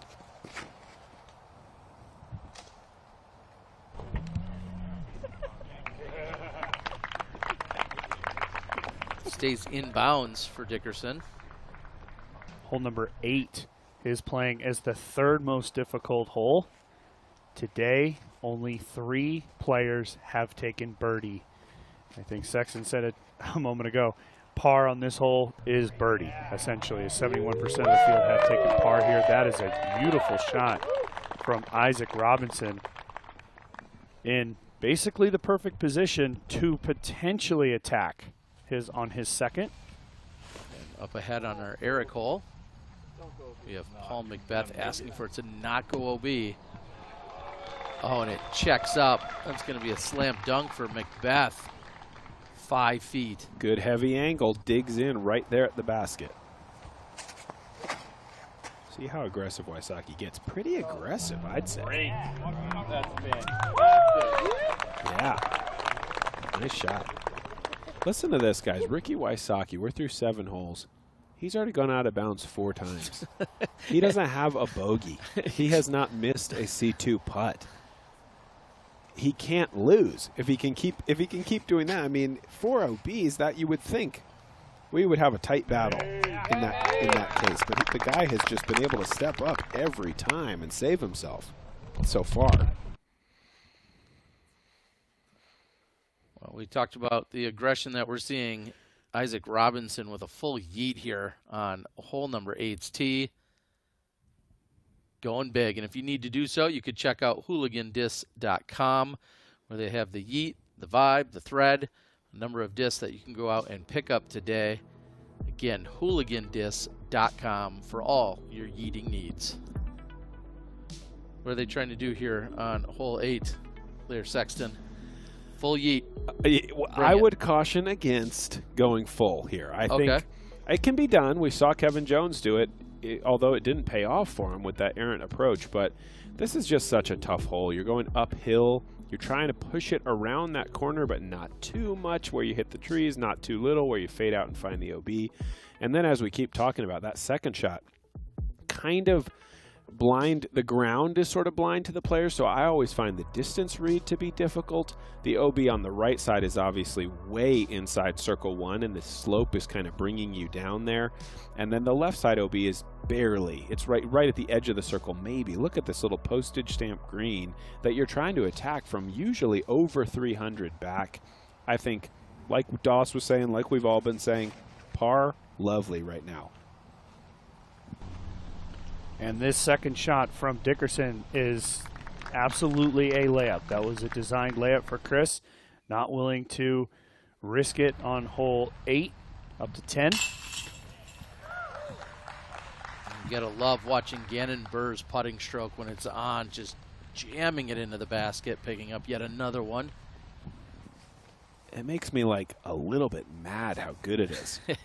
I love watching it, but there's part of me that's just like, oh, what? How do I do that? That is so clean.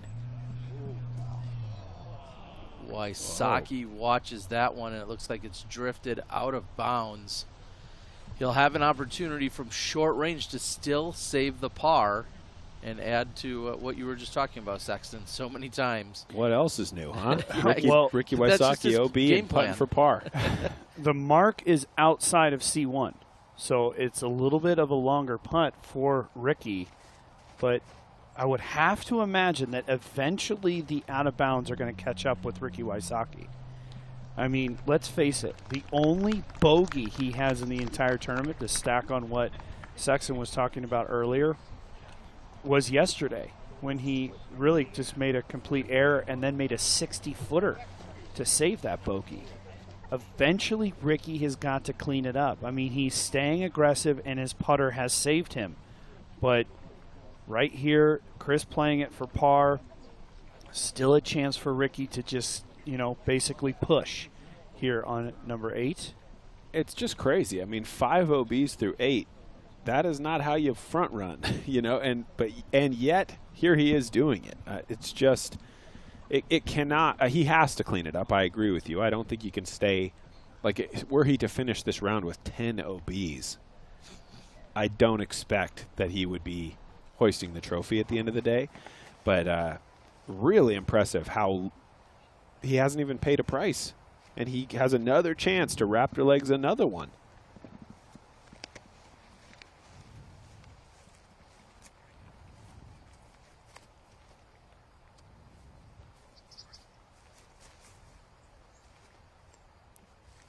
Just to think that he could be 3 under through 8 with 5 OBs is it doesn't even sound right coming out of my mouth that that's possible. And every OB he's had, he's gone on to save the par. I mean, wild stuff. Great game plan execution from Chris, parked for his par. McBeth on the tee of 11. Too low. Wants that to possibly even skip or flare off to the left side just a little bit. He'll be somewhat pinched on his angle. Here's Oram. This is his 3rd. He had pitched up to that position, and so that will be his 3rd, and he's looking for the par. Yeah, and after the tee shot for Matty, it was a designed par play for Matt Oram, and he's done it perfectly. This is a makeable putt for Robinson. Not a lot to worry about, minus bouncing off the basket and rolling, but green light for Isaac. Oh, and he tickles chains. Wanted that one.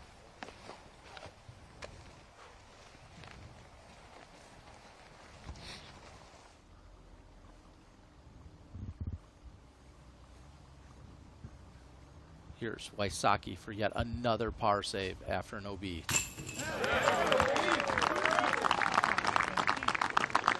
Not quite the excitement we've seen from the previous ones. You've got to wonder, like, how much gas is in that tank?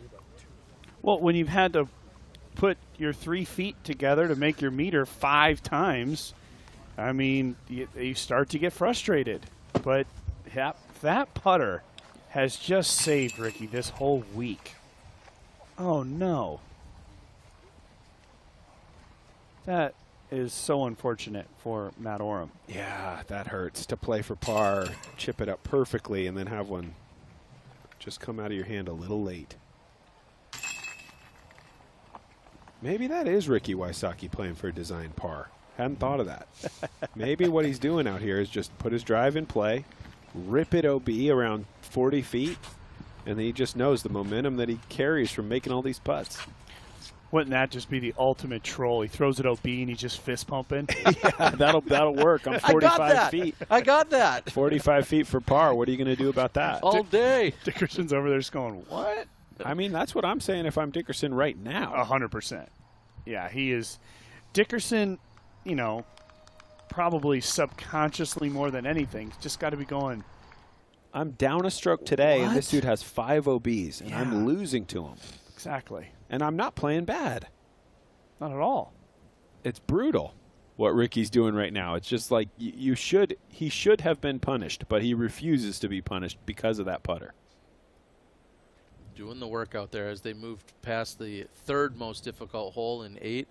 They're going to make their way over to 9, which is playing as the second most difficult hole.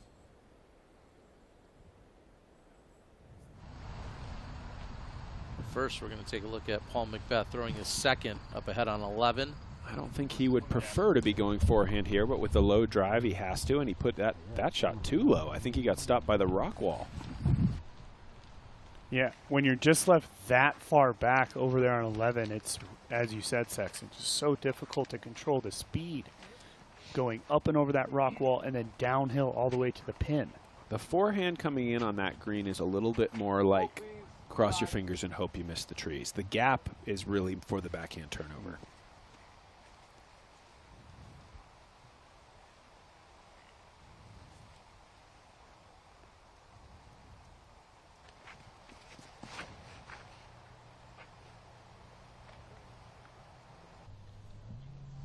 This looks a little short. Does it skip terribly? Oh, good. I'm guessing it got some, oh, it does. It gets some backspin off of the side hill slope. That was a scary skip, surprisingly big. But does get that little roll back. Should be C2 putt.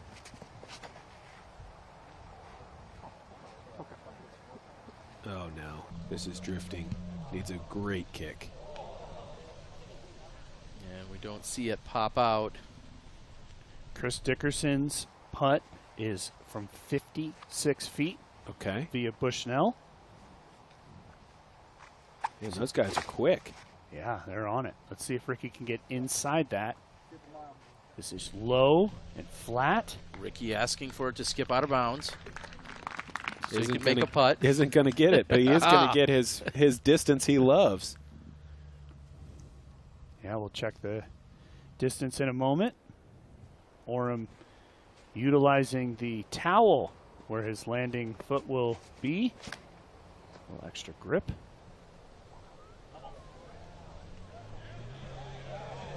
Shape looks great. Wow. Circle's edge for his attempt at birdie. That was the most effective sort of inside, keeping it inside out of bounds the entire way shot we've really seen. That was really nice from Matty O. We'll see if he's unobstructed from the rock, but Ricky has an 86-footer. You can actually see it just right there. 86 feet coming up for Ricky. Ricky's putter hasn't touched the ground yet today. From any distance. Has made literally everything he's tried. 86-footer. I wouldn't put it past him. That's going to be his toughest test yet. Yeah, he's made 4 C1X putts. He's made 3 Circle 2 putts, and officially on hole number 1 had a throw-in from 72 feet. So this one upcoming 86 feet for Ricky. It's a little bit of a scarier putt because a miss, sometimes we saw it in day 2 with Matty O. We'll first head over to Burr on 11. Fantastic drive. My goodness. Yeah, anytime you're in jump putt range. Well, I've never personally tried it, but wouldn't that be nice? That is so far up that I believe fairway. we saw Wysocki in jump putt range during round number 2. So you can see the rock down there behind this basket. And that's just going to slide up next to the pin for Robinson. This rock right here, if a missed putt slides around the backside of it, the basket is completely blind to the player. That's the biggest concern for Ricky, maybe? I think we might have seen our first layup. And I like that play from Ricky. That is smart. There's no reason to try to knock that putt down, except for our entertainment. Yeah, and certainly could bring that rock into play. We saw that kind of roll behind there on Matty O during round 2, and exactly as you said, Doss, it was obstructed for him, and he didn't make the comeback putt. Ricky Wysocki perfectly fine with taking his chances here against Chris. Dickerson for birdie from deep in circle 2. Not close. That was an odd putt from Chris. He was almost just tossing it. It almost makes you wonder if he was laying up. Yeah, because, you know, from distance, he really likes to get it up flat and just try to drive it in there flat. He went with a little bit more of a hyzer putt. It could have been a half layup. We'll see. Matty O for birdie.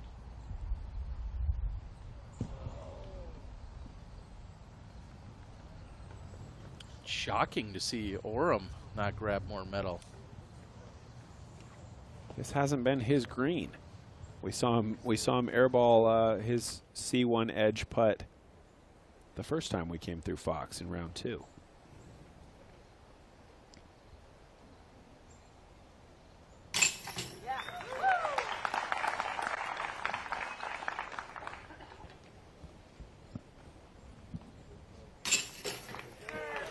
Well, and the thing, too, is standing on the tee, you know hole 9 is one of the hardest holes you're going to play all day.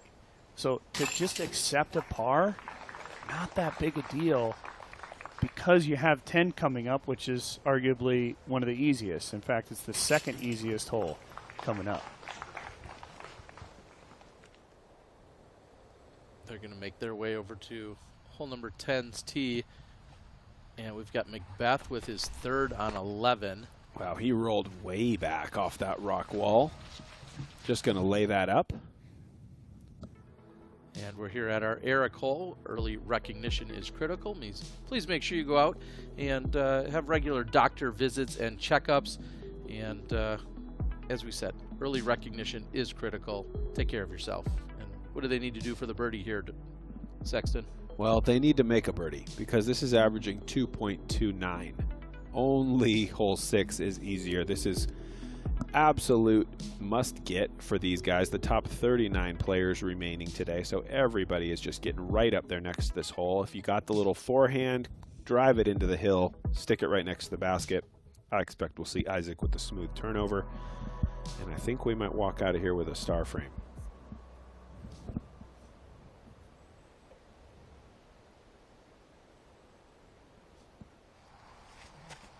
As we said, all year long, hole 10 brought to us by Eric. Early recognition is critical.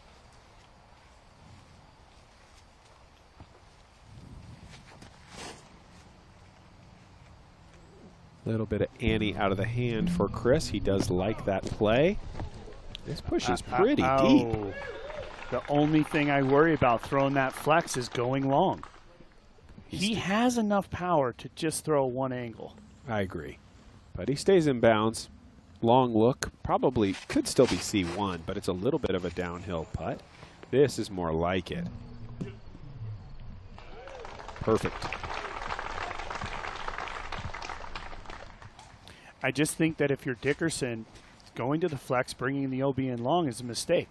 Even if you go with the one angle hyzer and you're 25 feet short, it's an uphill 25-footer, which is so makeable on this green. And Matty O almost dunks it in the basket. He almost gave us one right there. Yeah, he almost gave us one.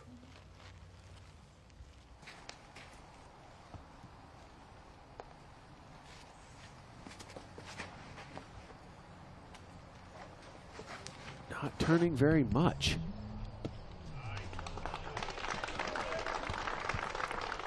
Still inside the circle for Robinson. He's currently sitting in a tie for 4th with Greg Barsby at 26 under. Taking another look at this Matty O drive. I'm going to slow it down and see just how close it gets to going in. And really, he needed about one more foot, and I think that would have found center chain.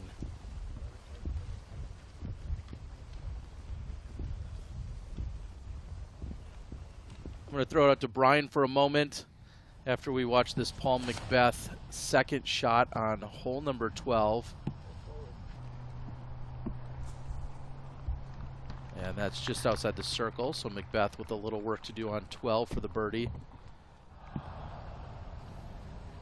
And we'll also see Gannon Burr's second. More angle required here. Does he get it to drift all the way? He does, oh, wow. And that's going right to the pin. Got the height a little better than McBeth. Great shot. Brian, I wanted to check in with you. We know hole 10's an easy get, and we're looking at the gallery from up above. Where's the best vantage point out there? Where are you hanging out?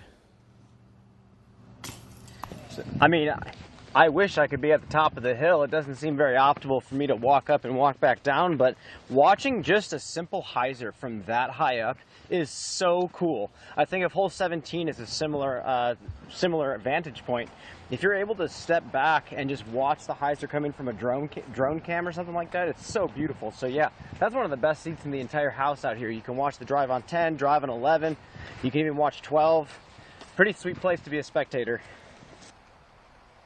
Well, they are putting on a show for the spectators today as Chris Dickerson picks up the birdie on 10. A must get, as we've called it. And for a moment, that's going to bring him within 2, but Wysocki looking to answer with a birdie of his own. No problem. The lead is 3 with just 8 holes left to play. It's not quite comfortable range for Ricky, but he is, we mentioned his statistics with a 2-stroke lead with 18 holes to play, 87% of the time going on to win. But, you know, with 8 holes left and 3 shots, feels comfortable, but there's still several tricky holes coming up. Yeah, I think in particular, hole 16, that's truly the gauntlet. That's the one that can have so many stroke swings. All of them can provide it, but specifically 16. Here's McBeth, a long look at birdie on 12, and he cashes it in from circle 2. And if you want to watch action like this all year long, make sure you subscribe to the Disc Golf Network. You can find us on discgolfnetwork.com. That's where you can get the early round action live every single day. FPO in the mornings, MPO in the afternoons. And of course, next week we'll be bringing you the MVP Open. The playoffs are officially in full swing. So make sure you head over to discgolfnetwork.com. If you're a PDGA member, you get a 50% off discount. And here's Linus Carlson with a birdie of his own on 12. And that big putt from Paul McBeth brings him into solo 3rd place, 2 shots ahead of 4th, and 3 shots behind 2nd. So Paul in a decent spot to find the podium.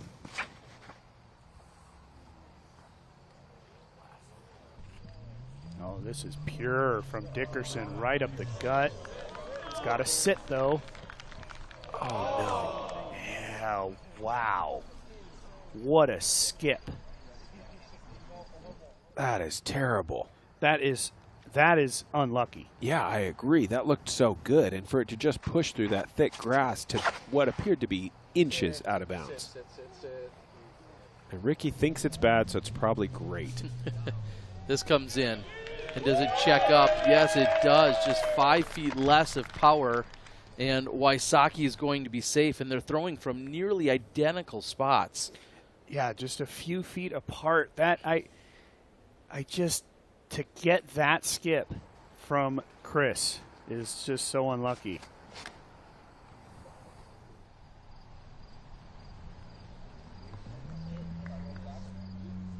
Check the skip for him, and ultimately that sits down in bounds, a few feet shy of the line.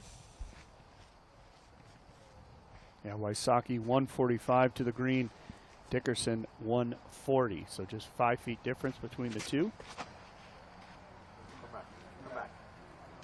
And this is pulled to the right. He needs it to hook up and come back left. And he gets the green flag. He's going to be in bounds, but out of position, especially for someone who doesn't throw a forehand. Yeah, Robinson 2 over so far on his round. All while maintaining, he's sitting in the top 5 at the moment. Gannon Burr, easy cleanup on 12. Greg Barsby having a solid round out here today. He's 7 under with a bogey. He's through 13 holes. I want to draw your guys' attention to tie 9th, Alden Harris. 9 under today, bogey free. He's at 24 under, so he's sitting 11 back. But he lost to Ricky Wysocki by 13 shots in round 2 alone. So the way he's battling, I just got to shout him out. Hot round yesterday, phenomenal round going today. Great bounce back from Alden Harris after a terrible round 2. Yeah, I couldn't agree with you more, and we've talked about it a million times. Gaining points at this point. Greg Barsby, we're looking at his scorecard. Greg was not in great position heading into this week as far as the Tour Championship was concerned, but good play is getting him points, and you know that could lead to potentially even a bye come the Tour Championship. So it's important to play well in the playoffs, and Harris and Barsby making the best of it at the moment.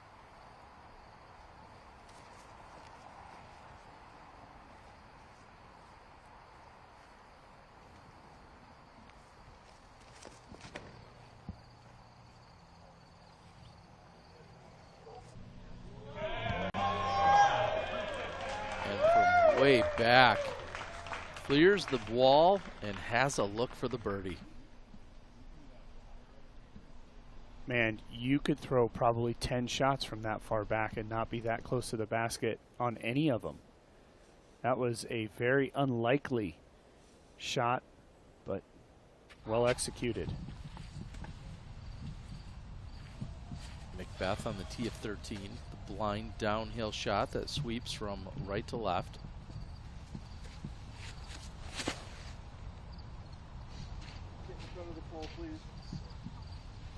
Asking just to get in front of the pole, and that is definitely the landmark, as you mentioned a couple days ago, Doss.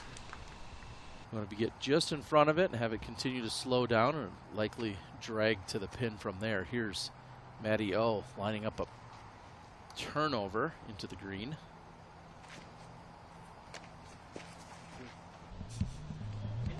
Fade away from Matty O. Oh, and it checks up short of the out of bounds. Great shot for him. But great look at the out of bounds behind the basket. You can't get too speedy. Matty O just a few feet short. That shot we saw from Robinson was back from 332 versus in the mid 100s here for these three guys. Nice shot from Matty. Ricky's going to make a jump putt work from here. Again, he's up that far. He's got a lot of distance, but there's a lot of downhill. So if he can get this over that wall, just kind of cruising, it's going to go somewhere he's going to like. A great vantage point from the live drone cam. Yeah, and the advantage there with that jump putt is just he can throw it nose up. So you saw from Matt, he threw that turnover and almost pushed it long out of bounds. The nose up from Ricky, able to control the speed into the green.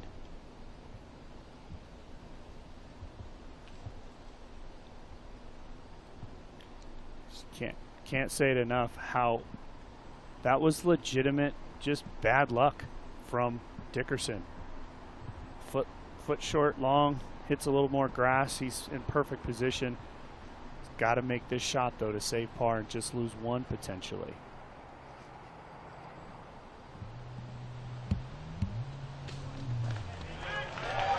Nearly perfect.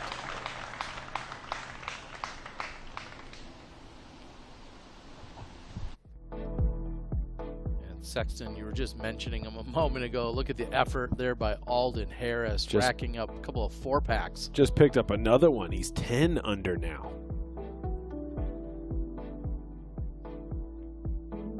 Yeah, did we mention earlier Hebenheimer? Had we talked about him? Jake Hebenheimer. Did, yeah. He finished with a 10 under par, bogeying the final hole for Jake, but still a good final round from Hebenheimer. Missed putt from Burr, a little frustrated.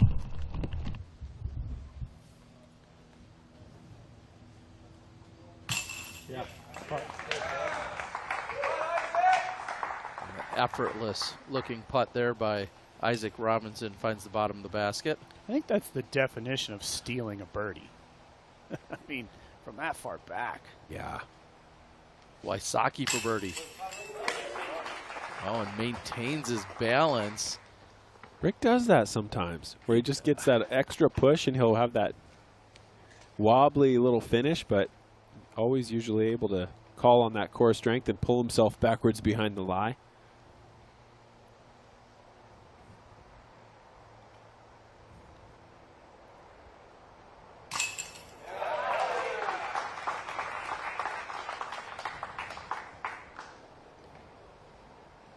Four-shot game.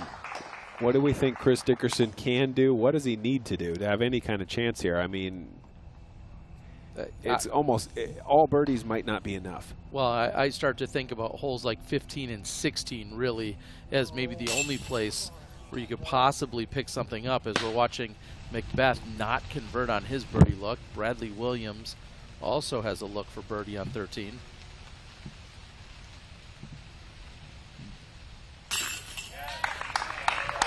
Left side chain ends his birdie drought.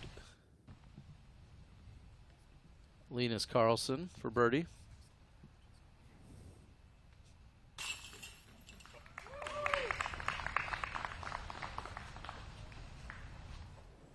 I just can't help but think ahead to 18 and the difficulty it presents. I think you have to be within 2. If Ricky's up 3, 18 is even 2. It's a pretty easy par if that's all you want from it. But to make someone play for birdie brings in huge numbers, like double and triple, even for a guy like Ricky. So I think for Chris, at a certain point, you know, I know he's going his hardest, but he's got to just start running some crazy stuff pretty soon here to have any kind of chance. Yeah, you think about how easy the next 2 holes, for instance, play when you're looking at 13, or correction, when we get to 13 and 14, those holes are very easy. They're going to have 12. You can see a little shifting here, but 13 and 14, those feel like almost gimme birdies. This is a great look at 12. It's a hard hole to understand on video, but they're trying to push into the little tip of that green grass way out there, and then it's all OB through that ditch. So it's about just pushing that drive as far up there straight and left as you can to set up a spot where you can see the basket. It's not an easy drive because it's kind of uphill and a little blind. You're always worried about that OB long, and I find you usually end up throwing it way shorter than you meant to. Yeah, I think if you're Ricky, you just need to avoid finding more out of bounds. And if you're Chris, you need nothing but perfection. Yeah. I mean, you need to pinpoint your spots. Give yourself inside circle 1 putts. Try to put a little pressure on Ricky to go, hey, this guy hasn't given up yet. Ricky just crushes this, but it's so overstable. I think that is perfect position. He worked it way more left than we've seen most of the players, and that just means he can now see the basket. He can choose almost any angle he wants into the green. From here to the finish, the only 2 holes playing over par through the field are 16 and 18.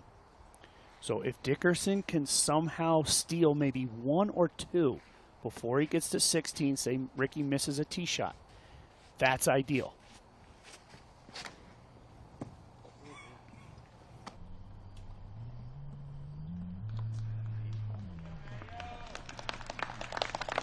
Certainly 13, 14, and 15 play fairly easy statistically, but there's a ton of tiny trees, and anybody could throw a shot that's going to get blocked and roll back and be 60. So certainly some hope for Chris to close this down a little bit coming into that final stretch.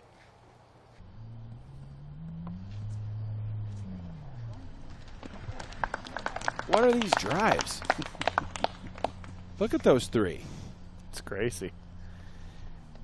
If you're going to, you know, splitting hairs, it's obviously a downhill lie. It's a little hard to throw the downhill shot on this second shot here on 12, but this is going to be a touch shorter. Yeah. But up on top. No downhill lie, but man, those drives are so much better than the ones we saw on camera in round 2.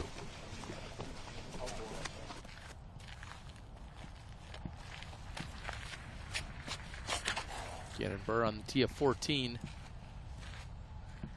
This is going to be long. Yeah, it's pushing all the way back toward a cameraman and OB. Yeah, I don't know if I've ever seen someone go OB long on 14. It's just not a common mistake. I've seen it. It takes turning it over like that. If you get that drift right, that's not a good thing on this hole. You don't need that extra glide phase where the disc is just moving. This is more like it, though. This is wide. See if he can skip through the trees. Yes, he can. That's a dangerous shot, like we've talked about. If you hit first contact, there is that first tree on the very farthest left. That thing often will roll straight OB.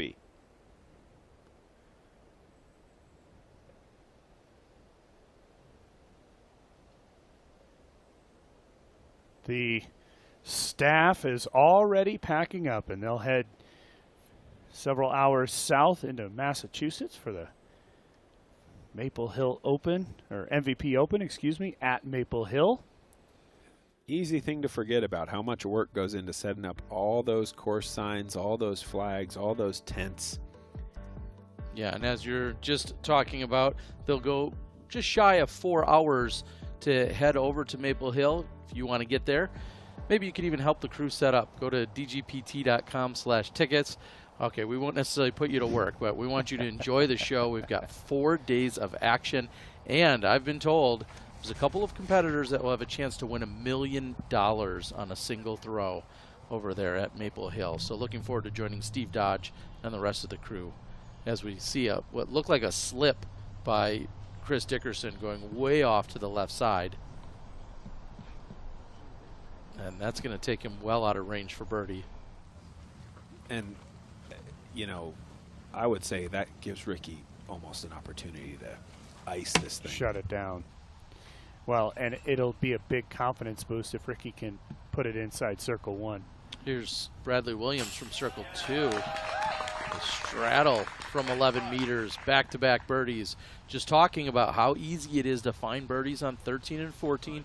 15 a little more challenging, but 13 and 14 feel like gimme birdies for a righty backhand thrower. You know, Terry, we were just talking about the MVP Open. 2 holes on that course are one of the best spectator experiences, hole 8 and hole 18. If you're in that area and you haven't been, show up and sit on one of those holes for one of the days. It is a blast hanging out and watching some great disc golf and some very challenging holes. We've even added bleacher seating to hole number 1 as well. That is all permanently set up and ready to go. Already excited about being there. Here's Oram with the balk. That downhill lie, soggy grass, trying to find the footing to put the power into this shot that he needs. Not quite getting the flip, and there is a little bit of out of bounds over here, but he's okay. The OB, as Sexton was referring, just on the back side of those small trees. Oram's going to have to take that one back to his local Wyndham property, return that hotel towel. As we're seeing Robinson tracking right toward the basket. Beautiful shot to circle's edge. And that's a little gift to Ricky Wysocki to take a look at a line that just absolutely parks it. We'll see what angle he goes with. I did think he might think about this forehand right here.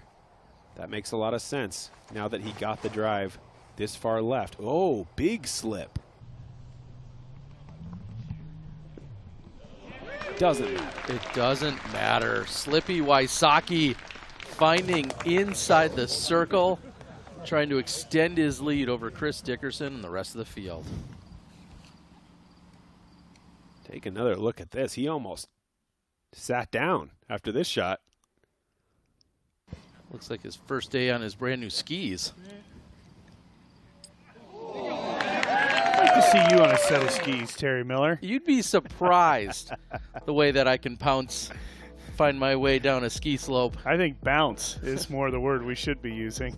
We'll worry about that later, but I'll be back at Smuggler's Notch one way or another to take it all in as Wysocki has this 4-stroke advantage. Now back with Gannon Burr, trying to save the par, but it's off the chains. And he'll walk away with a bogey. I think that sidearm shot that we just saw from Ricky Wysocki is one of the examples of many of why he's so dominant here at Fox Run.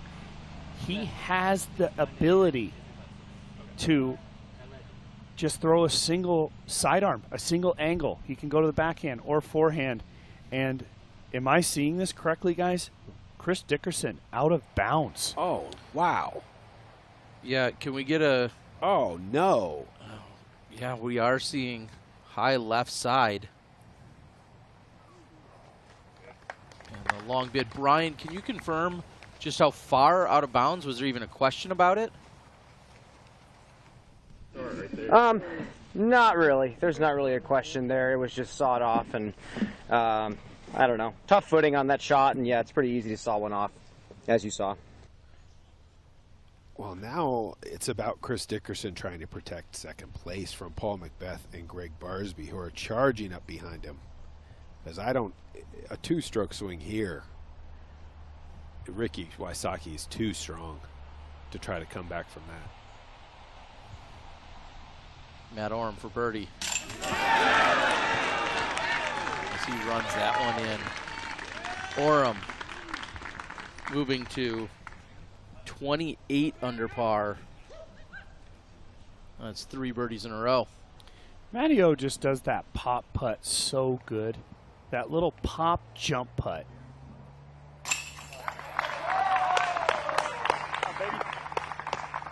Easy and light work for Robinson. He also 28 under par. I think you're going to see a little bit of fist pumping here. Yeah, we did. And Wysocki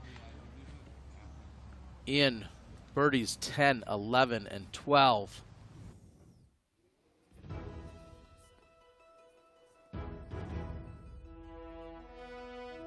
And Matt Oram cashing in another one. He knew it right out of his hand.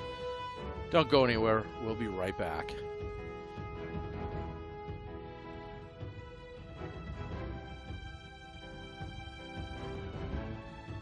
What could we have here?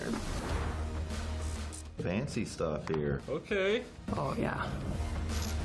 Good quality, super stiff, pretty grippy too, I would say. I think I would throw every disc in this plastic.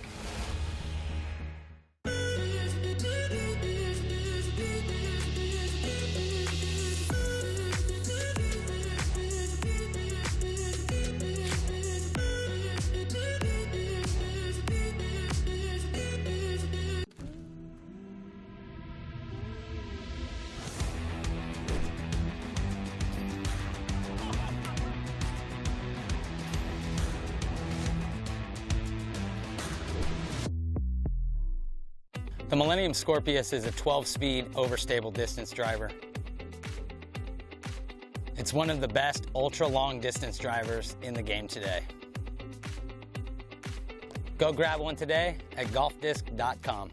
Disc golf education is important because it prolongs the length of our sport and the popularity of our sport, and the most receiving of disc golf is children. So if we get that introduced to them young, they might grow up to be the next Paul McBeth or the next Paige Pierce, and we don't know it. Most people just see a disc.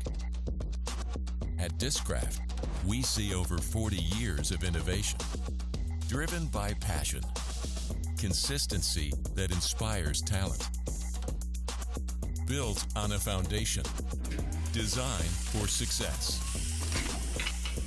Over 4 decades of experience behind your first throw.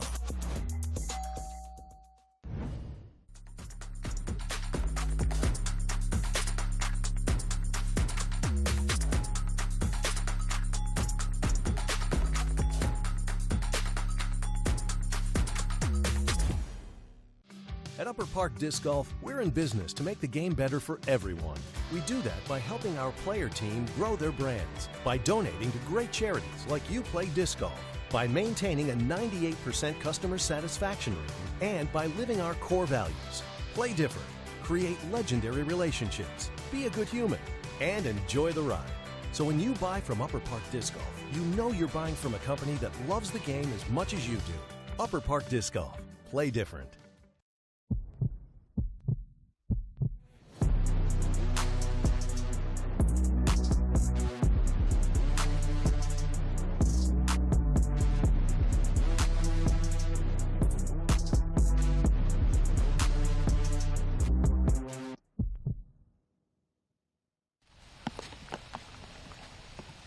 back, we have Paul McBeth on the tee of 15. A little too right. Fading early. Not likely to birdie with that shot. You could tell right out of his hand of the early release. Here's Gannon Burr trying to improve on that. This looks much better. Wow. Great drive from Gannon. Making it look easy, and we got to thank our friends at Upper Park for all the support of our broadcast this week. I know they have also wildly supported the Green Mountain Championships throughout the years. Go out and find a code to support one of your favorite players. Upper Park, play different. And short for Wysocki. Still within makeable range from a tricky putt perspective. It's obviously not a clear putt, but Ricky makes a lot of those. And I think more importantly, he avoided going right. And there is some out of bounds straight and right on this hole. So not all in all good for Ricky.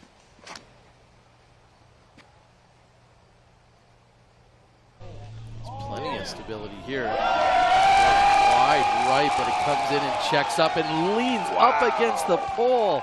Matt Oram parked.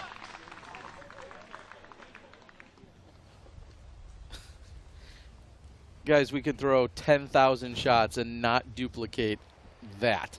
Every time I get a leaner on the basket, which hasn't been many times, I always think about how easy it is to make a putt from 10 feet. How hard would it be to set up a leaner? Wow, bad luck on the pole there. Stays green flag, but I think it's so much more unlikely than an ace. I was about to say, if we had 10,000 shots, I think we'd get a hole-in-one. Oh, easy. But we probably wouldn't get a leaner. Probably lots of hole-in-ones with 10,000 throws.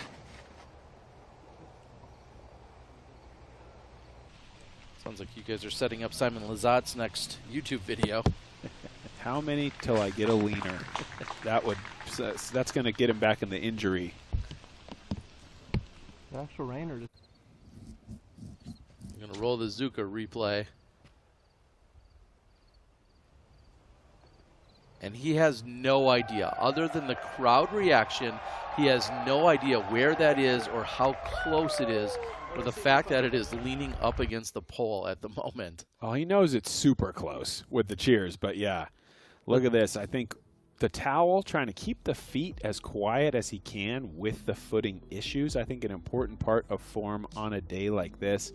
So he's coming in trying to stay controlled, obviously driving that front foot into the ground and pushing through, but just the minimal sort of slide and slip, not enough to derail a perfect drive from Matt Oram. And Matty O loving the shot, as does the entire crowd and gallery. And they're at rest. Thank you to our friends at idiosports.com. Make sure you check them out if you need to pick up a new pair of disc golf shoes. Here's Wysocki from Circle 2, confirming that he can move the log. Oh, sorry, dude. Yeah, you go ahead. Wysocki, a little anxious to get this over with. First, Isaac Robinson for birdie. Yeah, do it.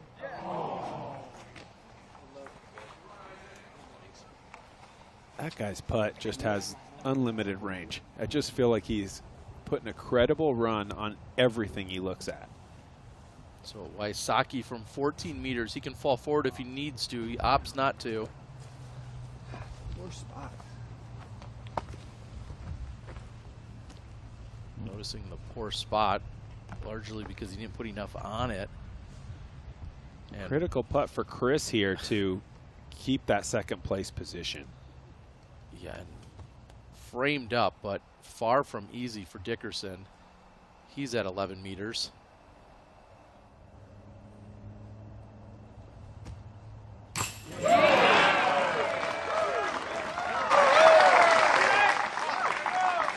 Solid putt for Dickerson. That does, as Sexton mentioned, moved him one stroke more into second place, and he'll gain one back on Ricky as well, but now 3 ahead of McBeth for that second place position.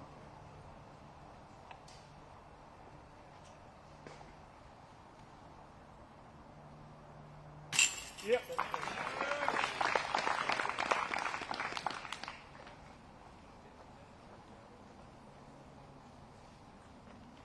And Wysocki with a par on one of the easier holes on the course. And expecting to hear a loud roar from the crowd after this one. I'll tell you, 13 and 14 places the third and fourth easiest. Mario with the leaner. He just said he's had 2 leaners this week. Well, we know he is a very special and talented golfer. Take one more look at it as it comes in. Hung it out plenty wide. To be completely honest, it's not the ideal way to play the hole, but he just, the spin and the angle was, I mean, the skip, everything perfect for Matty. Now McBeth. Wow, we he saw the took a early bad release. Kick too. Yeah, that looks like it should be a par save for McBeth.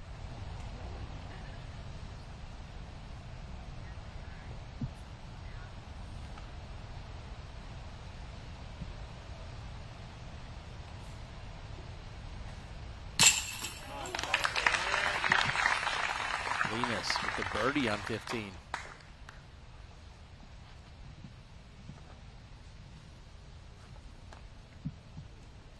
Now Bradley Williams from just inside the circle.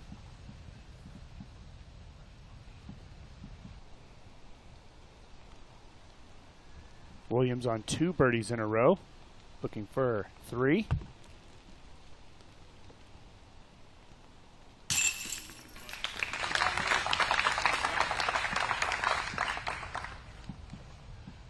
And there's the hat trick.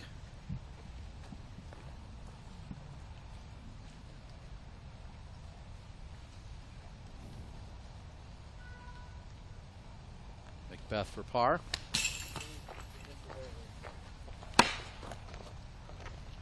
Wow, valuable breathing room for Dickerson right there. McBeth with a little gift, a bogey on 15. Yeah, and the 4 birdies in a row for Matty O has now brought Matt Oram into a tie with McBeth for the third place position, and there's another birdie for Gannon Burr. Burr sitting in a tie for 8th. Great bounce back after the previous bogey. Should mention Nicholas Antila, the Finn, 11 under, bogey free today. What a round. And no OBs. Incredible. Charging up the leaderboard into 7th place at the moment.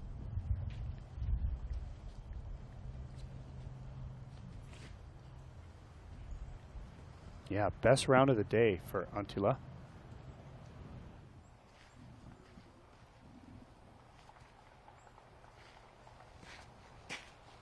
Ricky's thinking, well, what's the fun in that? If you're not throwing OB and making the saves, what are you doing?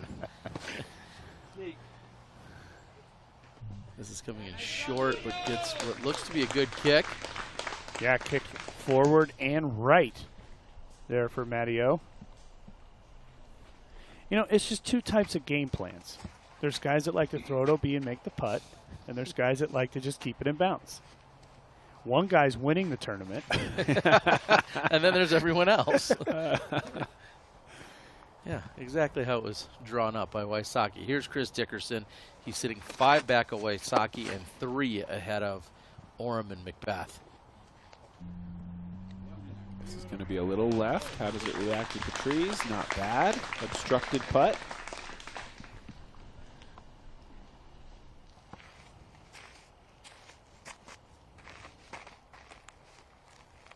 I think if you're Ricky, you're just kind of feeling like you need 1 or 2 more birdies to. Whoa. Whoa. Umbrella. No way. That stays in bounds. Now, would it, had it not hit that Who knows? But it stays inbounds for Wysocki. We got to stop having things resting on the OB line. I'm sorry, but we got to be more careful there. He is saved. I don't know. Impossible to say, but man, got to back that stuff up out of the way.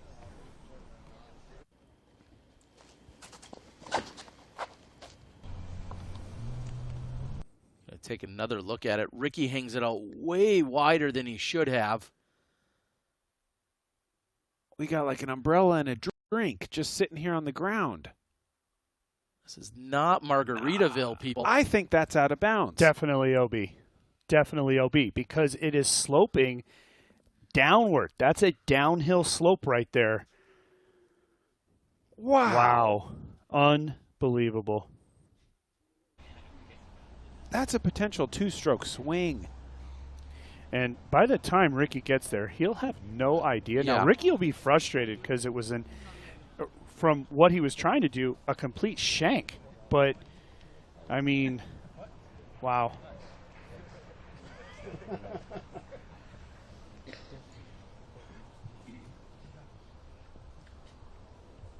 Think they just told him, and what's he going to say other than nice? Yeah, thanks. Yeah. Yeah, of course. In this scenario, you don't even register what those guys said. Yeah. Just like, what? Yep, okay, whatever. Got to make a putt now. That's Yeah. what Ricky's thinking. Yep.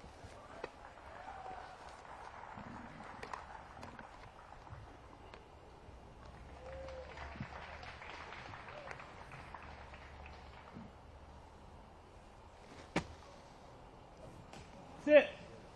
Ah!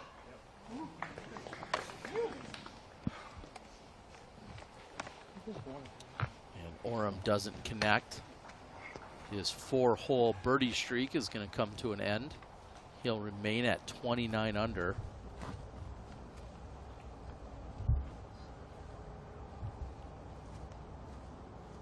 Chris Dickerson now make another framed up birdie putt. You can see just one pace outside C1.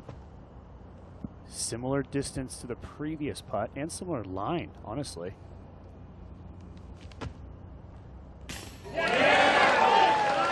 Dickerson gets it to dribble in.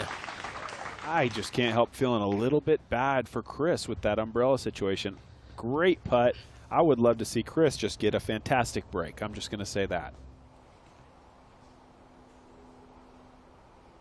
Now, can Wysocki take advantage of the fortunate break? He doesn't. Launches that one over the top.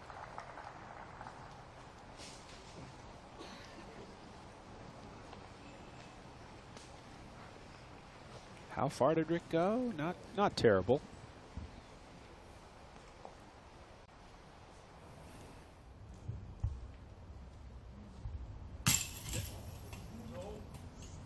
Oh my goodness.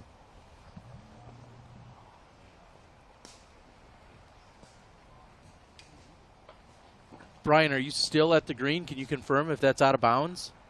And if so, Ricky should be playing it from where he just putted from. He should not go back down there. And that's exactly what he's doing. Oh, Yep, he's wow. already doing that. So Wysocki putting again. This time making it, and all of the air from the entire tournament has just been let out. That's a double. All bets are off now. He'll move back to 35. Dickerson is now at 33. 2 shots. And we were saying if Chris had 2 shots going into 16, he has a chance. Look, and I was saying 18. But With two, I was saying if he could chip a couple, Yeah. 2 to 3 as he gets to 16. This is unimaginable. This is right back where they started. Wysocki, the 2-stroke lead over Chris Dickerson. Maybe more importantly, Dickerson with all of the momentum. It was a 6-shot lead 2 holes ago. Mm-hmm. How does Ricky Wysocki react mentally? This moment right here, this is a very lonely moment for Ricky Wysocki. There's people around him and things going on, but he doesn't recognize any of it. It's a difficult moment for any competitor. Ricky's been through it before. Here is the roll. The miss and the roll. How does that happen to him? And it rolls out of bounds nearly where he putted from before, but again, within the rules, deciding to putt again from the previous lie. We're good right there. Let us know. He just has to refocus, execute shots. He is still the leader of the tournament.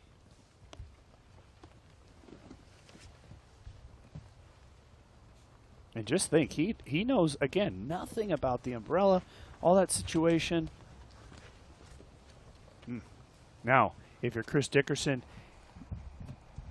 put the pressure on. Execution is so critical here. The door is back open. This drive, huge.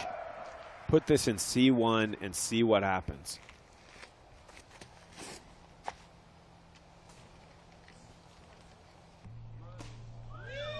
Yes, sir. And Dickerson with a near park job here on 15. The pressure is now ramped up for Ricky because his closest competitor is essentially parked, and he knows it.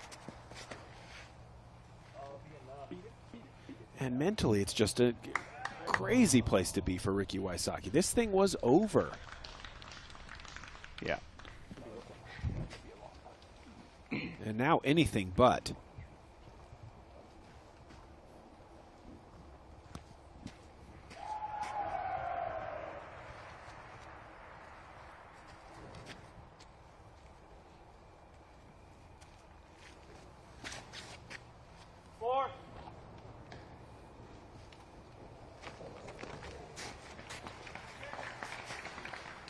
Holt does play into Ricky's wheelhouse.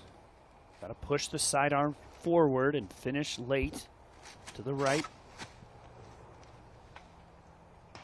Looks quite good.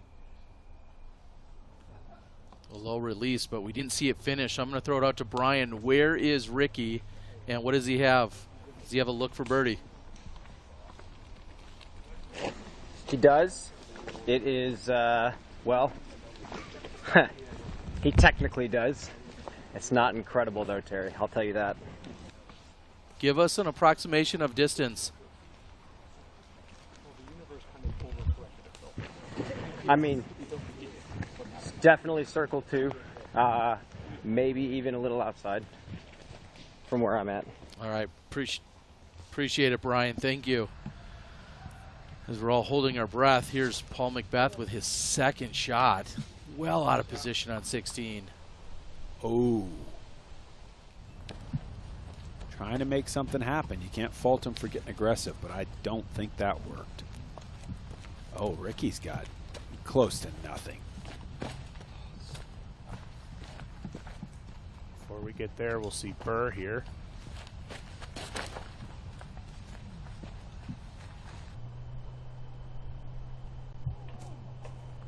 And Gannon Burr, great second shot on 16. That should line him up for the birdie. So, in fact, Ricky Wysocki has 132 feet left. And no angle. Yeah, he's not. I mean, he can't run it. He's just pitching that up. Wow. And that's not exactly a tap-in. It is short, but not a tap-in for Wysocki.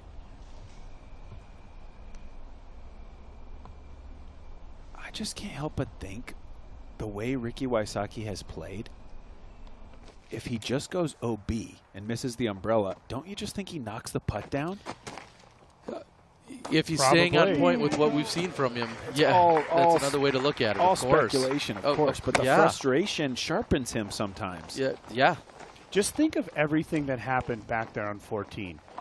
His his second bogey of the tournament, his first C1X miss of the entire tournament. Wow. And again, these are difficult moments for champion players. What a putt from Isaac Robinson. Massive.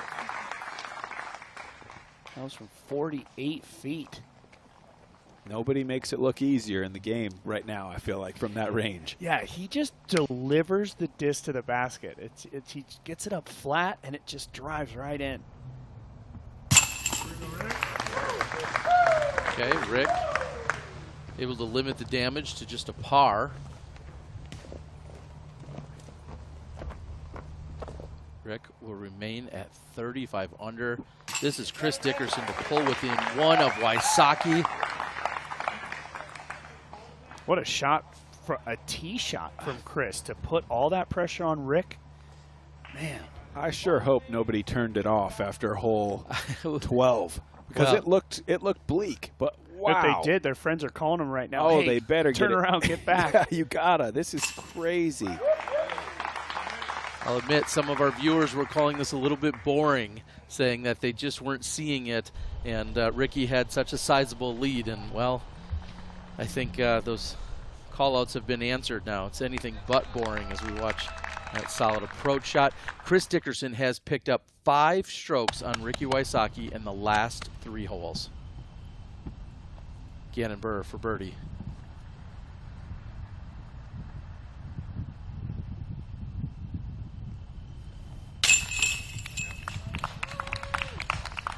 I mean, just a great reminder to never stop fighting when you're out there in your tournaments at any level.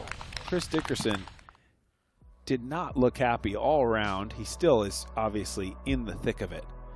But just to keep pushing and put together a turkey, and now this is what we've got. I mean, like we said, there's 2 truly difficult holes on the back 9, 16 and 18. Hole 16, the second hardest hole on the day. Long tunnel shot, undulating up and down, OB through this section. So you can't just be aggressive from anywhere. Sometimes you have to play a layup if you're out of position on that first. And then you got the OB along the right side and deep here coming out. So you'd like to throw that straight mid-range 350 to 370 if you can. Land it in the middle and then play that hyzer out through the gap to the pin. Takes 2 perfect shots to get out of here with birdie.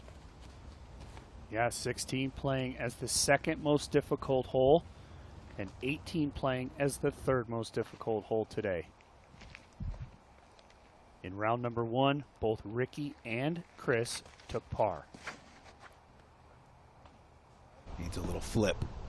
This is pushing left side. Brian, that looked left and low. Is he well out of position there? Yeah, birdie from there is going to be extremely hard unless he has some fantastic, immaculate sidearm that somehow defies physics. I don't know if he can get birdie from there. I think it'd be foolish to try. I think it'd be foolish to try from there. I think you've got to fight, live another day from that spot. That was a bad drive, a bad time to have a bad drive. Well, yeah, exactly. And Chris is so mentally tough. He'll know when he needs to lay up, and he's going to have to grind. It was a bad tee shot. And I'll make a quick correction. I said round number 1.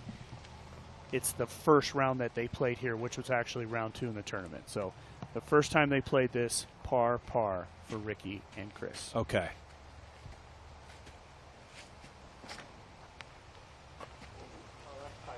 I did not see if Chris got any kind of kick.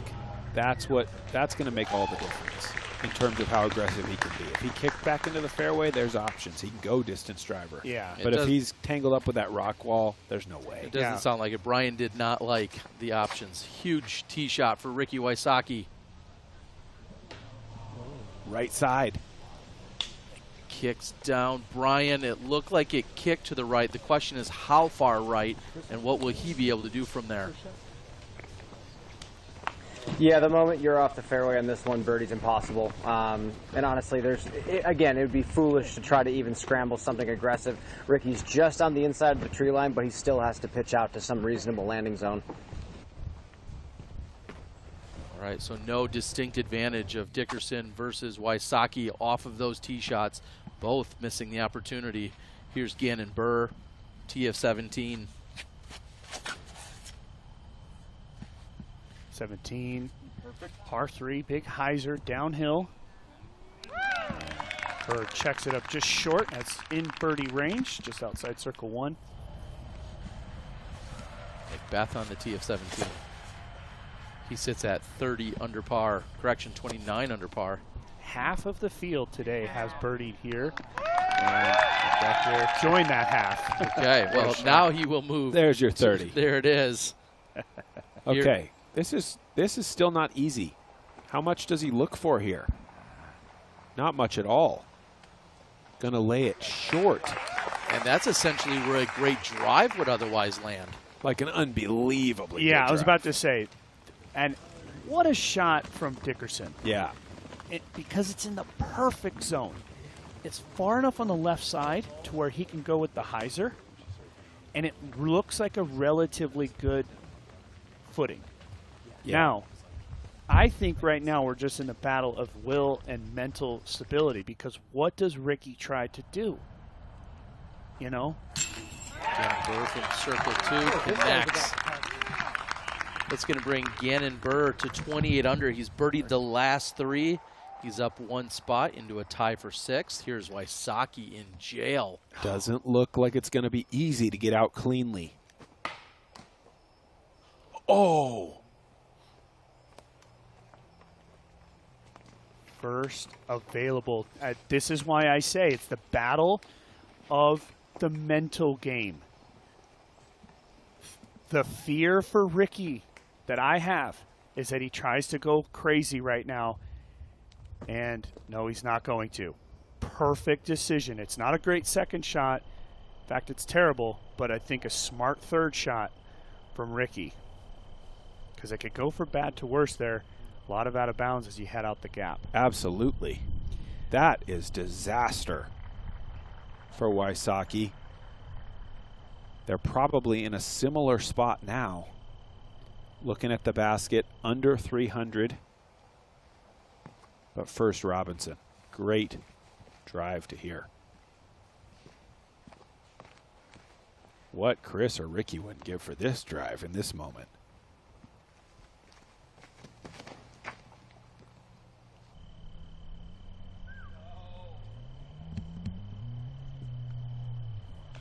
Robinson will have a look at birdie from circle 2. It's Robinson and McBeth currently tied in 3rd.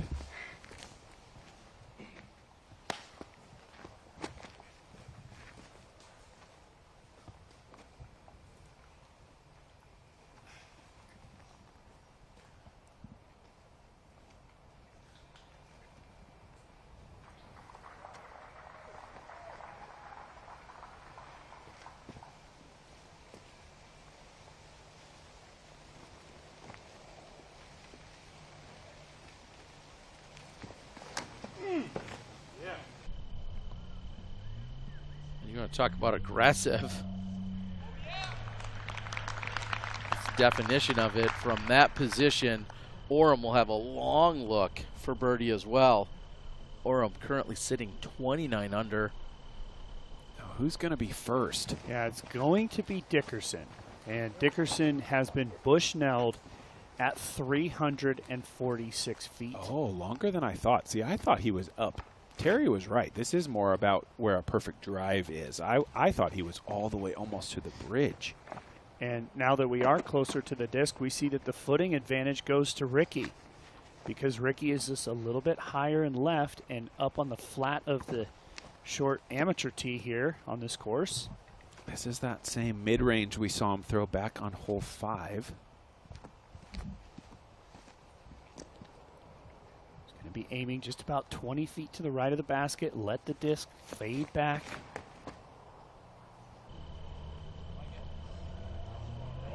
This is online. Dickerson coming in right at the basket, a near bullseye hit.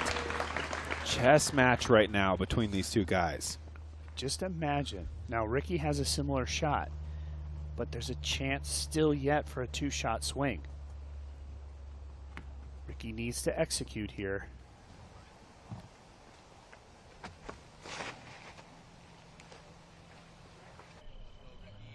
Looks very good. This is coming in. It's going to match Dickerson's even closer.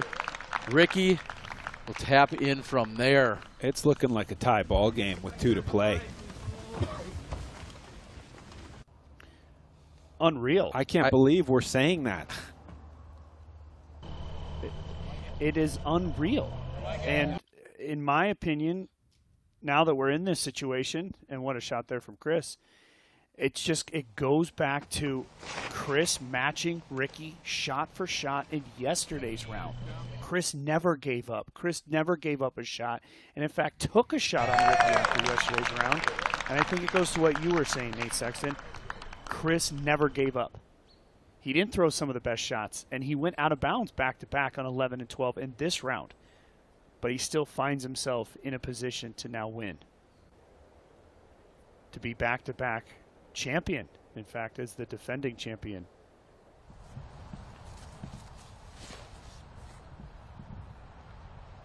Wow, McBeth going big hyzer. Wow. You don't see that often. Strange, and he does get back in bounds. Just didn't like the sidearm angle from where he was.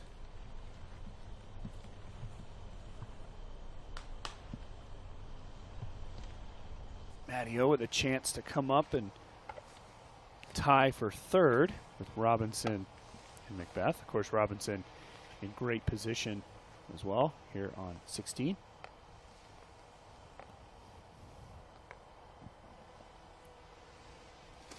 Drop.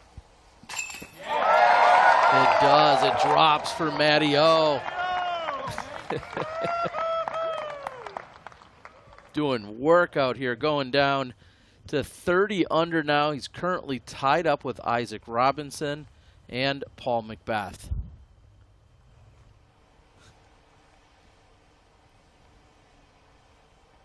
Robinson looking to answer from circle 2, and he does. Wow. God, just express delivery from Robinson. Stands and delivers. Now these short putts are still tight in these situations.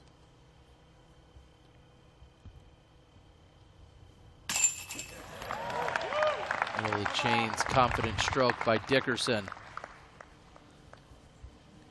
Great par from Chris. Trusting his game, laying back on the second shot, trusting himself from 340. And Paul McBeth trying to close out his tournament on 18. I would say he needed that for a chance at the podium. McBeth, I just mentioned, knotted up now with Matt Oram at 30. Isaac Robinson has pulled ahead of both of them at 31. Wysocki and Dickerson knotted up at 34 under. Yeah, and there's really kind of, I mean, it's a coin flip. It is a coin flip. You have the defending champion in Chris Dickerson. You have the 4-time champion, Ricky Wysocki. And you can see what we're dealing with. Hole 17, just 321 feet. Completely blind to the players and does play downhill quite a bit. For the most part, we just see an overstable fairway driver put out on a hyzer and fall down to the pin. The drone shot makes it look so simple. It does. But it's if not. It was flat. It's not quite that simple when you're standing there. The fear here is pushing the tee shot too straight.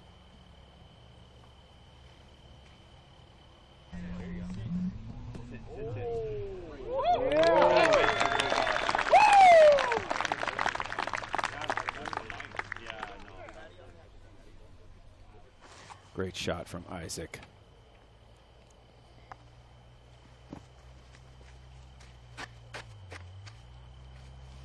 We'll just use this towel. We can make it. Sticking with routine. I just think all these strokes that Matty's been making up here and grinding out at the end, so critical even for his points in the Tour Championship. He is now inside the semifinal of the Tour Championship.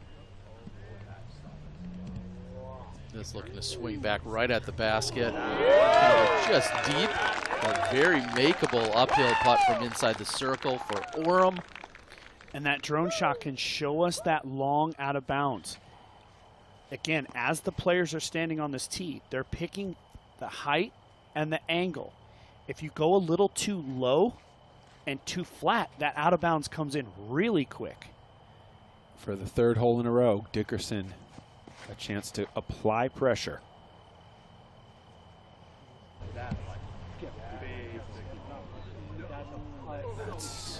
little short. He went low, but with a really overstable disc, and it's really short. We're going to expect to see Ricky go much higher.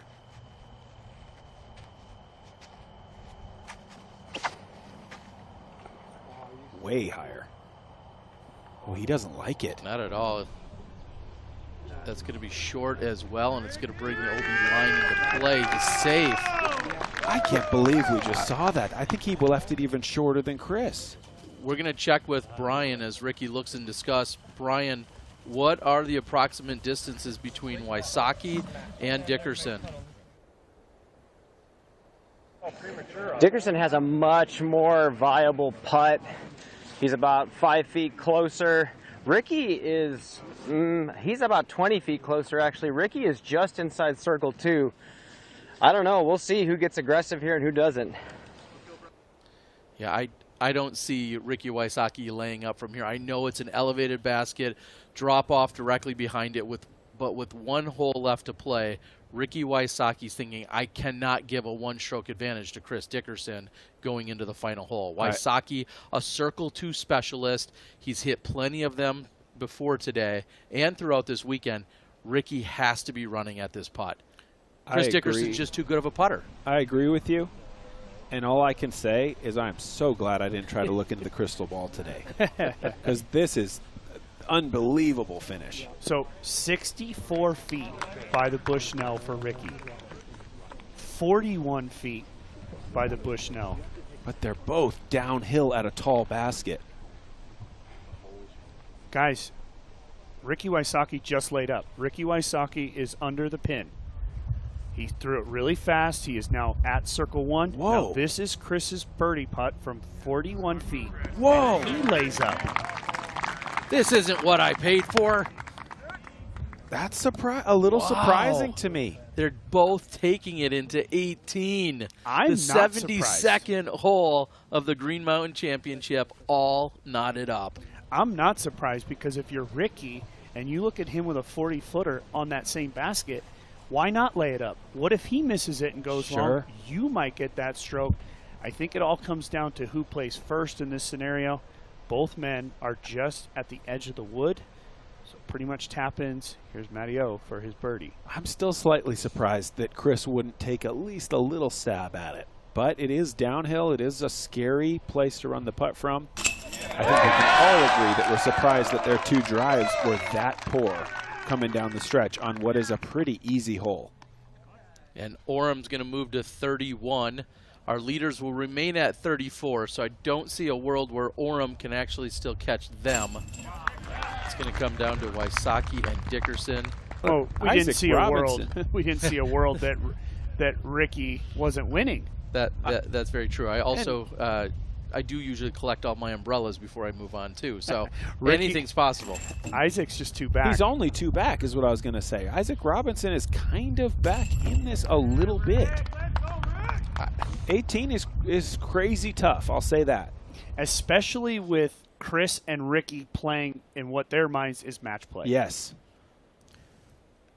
Unbelievable what we are seeing here. This is Gannon Burr with his second shot. He's trying to close out the tournament. Burr sitting in 6th. Yeah, and he's birdied 3 of the last 3 holes, so looking for to finish with a 4-in-a-row finish. On the right side, but safe. Yeah, a lot of thick grass on the green of 18, and look at where Burr landed. Oh, that's checked up. Yeah, really well for Burr. 4 for 4. Man, look at that back 9 as well. Can we get some confirmation of the playoff structure, just if it were to come to that? That is a great point. We'll see if we can get that locked in so everybody knows.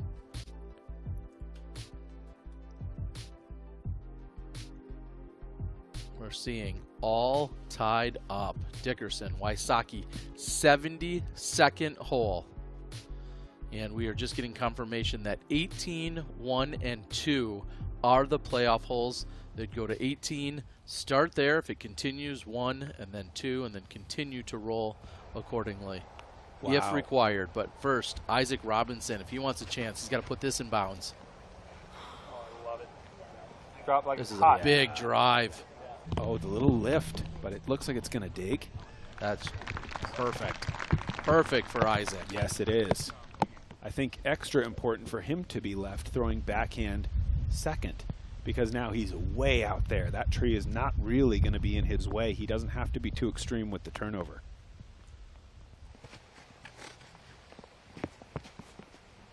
For the first 12 holes, Wysocki went 6 down. Over the last 5 holes, he's gone 3 over. Here's Oram. This is very wide, but that's fighting all the way back to the fairway. No problem for Oram, and it checks up for him. And you can see how Matty's drive is a little lower, and it was a little more skippy versus what we saw from Isaac, who kind of threw it out there and it dove. Round 2, the first time they played this course, both Dickerson and Ricky birdied here on 18. Oh, That's this is so too right. That is too wide. No. That is too wide. Bring it back in. No. So worst case scenario, even if Wysocki goes out of bounds, he has to go out of bounds left. He needs the distance. Come on, baby. The worst thing he can do is hang it too wide right. It's over. He's asking for it to get up. He's running it down. That's perfect. In bounds, Wysocki. No umbrellas. He's safe. Chris Dickerson is effectively re-teeing. Yeah, it's over. I mean, the tournament's over. Man. I mean, I have actually in my career never seen a player react like this after a tee shot. Ricky Wysocki literally running as the raindrops are falling.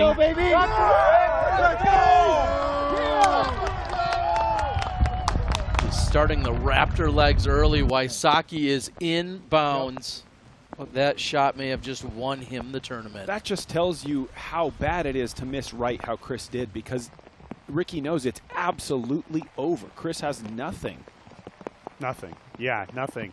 And now, but now... You never, I mean, sure, there could be, an umbrella could get hit. A rollaway could, you never know. But I would say the miss right, just brutal. I get what Chris was trying to do. He's trying to go big. He's trying to put pressure. No way. Oh, good. Okay, he is in bounds well, on that. Chance for Robinson now. Yes. Take tied for second place. Yes. Wow, they're going to move down the fairway one last time. I want to throw it out to Brian. The anticipation, the excitement, the crowd. Final thoughts as they move down 18. I mean, what insane timing. Right as they stepped up to the tee of 18, the rain started falling hard, the wind started gusting in kind of an unpredictable fashion. And yeah, just a misfire from Chris. What an insane finish this has been. Brian, we appreciate you running around out there all weekend long for us, giving some insights and the vibes from out there on the ground. We appreciate it, and we know you'll be talking to our champion here in a few minutes.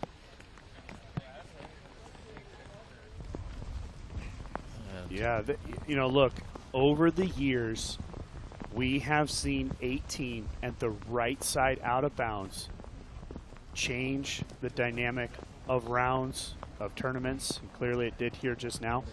It was 2 years ago that Chris Dickerson actually took an 8 on this hole in a second round, and he was standing on the tee after, you know, basically playing 35 holes, and he was leading, and he went to the chase card after that and wasn't a factor. He did come back last year, was the champion, but what a mistake from Chris, and what a shot from Ricky to basically lock it up.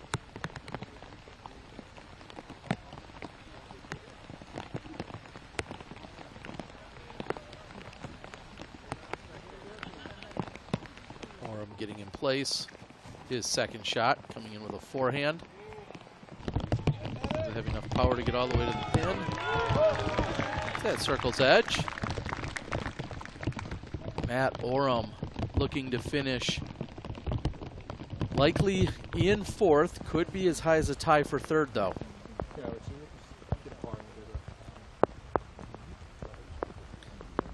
Pro Tour points on the line here for Robinson, as far as, and a lot of cash. A chance to tie Dickerson. This needs to drag to the right. And it's getting close. And just barely out of bounds. So that will absolutely give Matt Oram a chance to catch him or get past him for the podium spot. No question. A lot on the line there for Matty O. It gives Dickerson a little relief as far as second place is concerned. I mean, not that he's thinking about that, but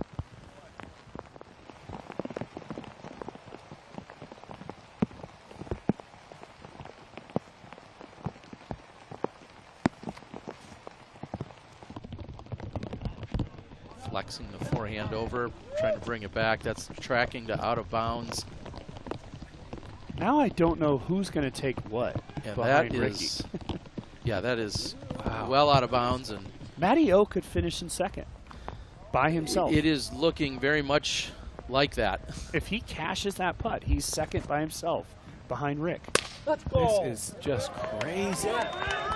And Rick will just lay that up. That putt, he should. Yeah. What a battle for the four-time Green Mountain champion. He's been on a drought. Nate Doss stopped him from winning his fifth, and now that you're in the booth, Nate, you're giving him a chance again, and we love it. Wysocki battles with our defending champ in Chris Dickerson. Interesting all the way down to the final tee shots.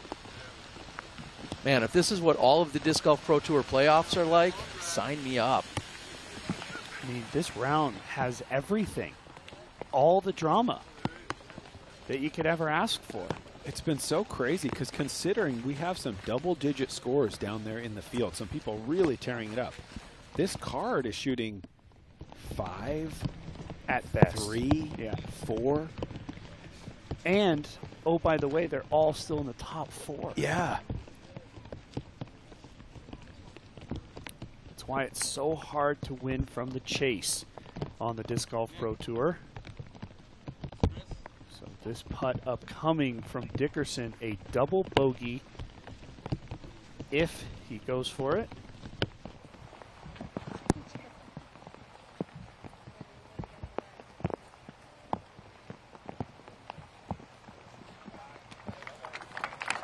Wow, you feel for Chris the way this ended. That's really tough.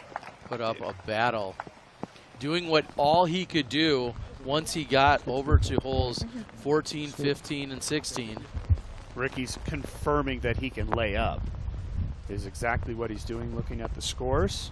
And he absolutely can. Yeah, I think he only had to worry about Matty O in this. Well, he actually only had to worry about Isaac, and Isaac's already out of bounds, so. Par putt for Robinson. I mean, even a Robinson birdie wouldn't do it. Ricky's laying up to take a par. Yeah, and I think that's just what Ricky was. Yeah, it's confirming. smart to check. Yeah. Absolutely smart to check. He's gonna do it. And this putt from Matt Oram is a chance to be second place by himself.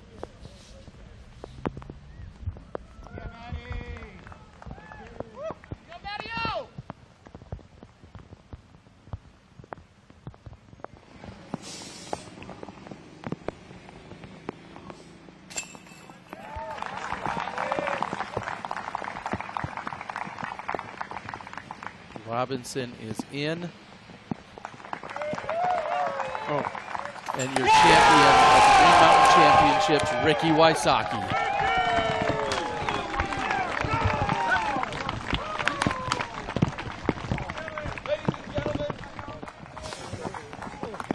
I'm pleased to introduce your 2022 champion of Discrafts, Green Mountain Championship at Smuggler's Notch Resort, and now 5-time GMC champ.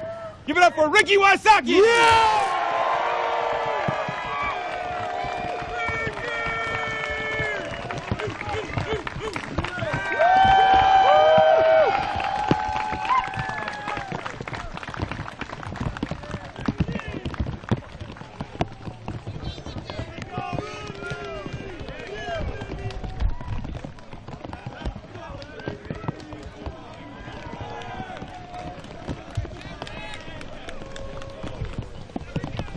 stealing a page out of the Simon Lizotte Victory Lap Handbook.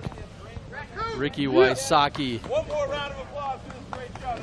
Thank you, Sam. your champion here at the Green Mountain Championships.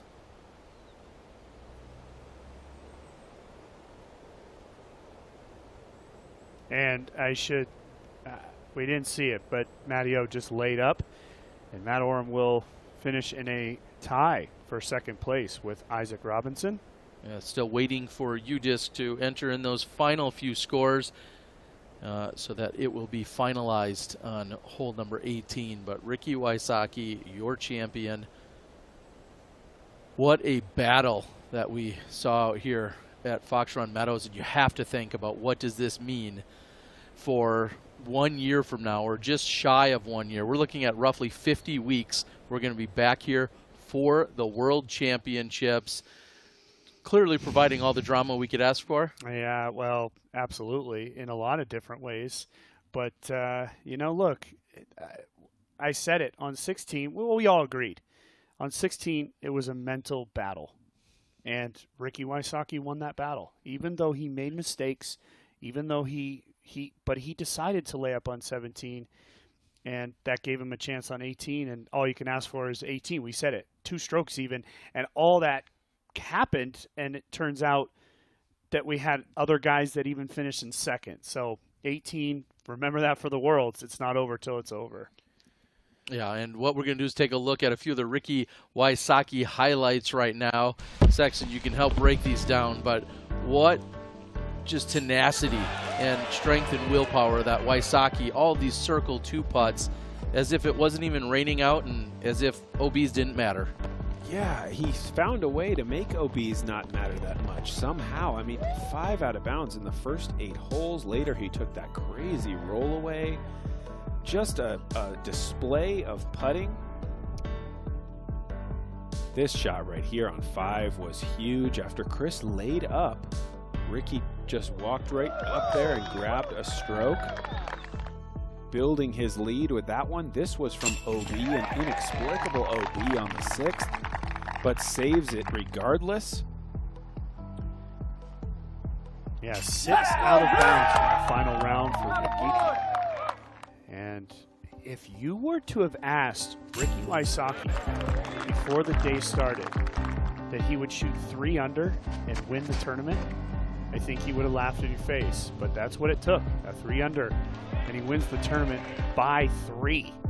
That is crazy. Yeah, over a 3-way tie with Dickerson, Matty-O, and Isaac Robinson. But Ricky never gave up. I mean, it was one good shot after another until we got up to the 14th hole, but it was this shot right here, 18. Chased it down. It was perfect. That's all he needed, and that's why we're now going to be catching up with our Green Mountain champion, Ricky Wysocki.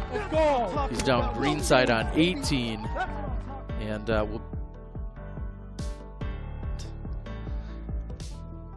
here he is, Ryan, with Ricky Wysocki. Ricky, amazing week of disc golf here in Vermont.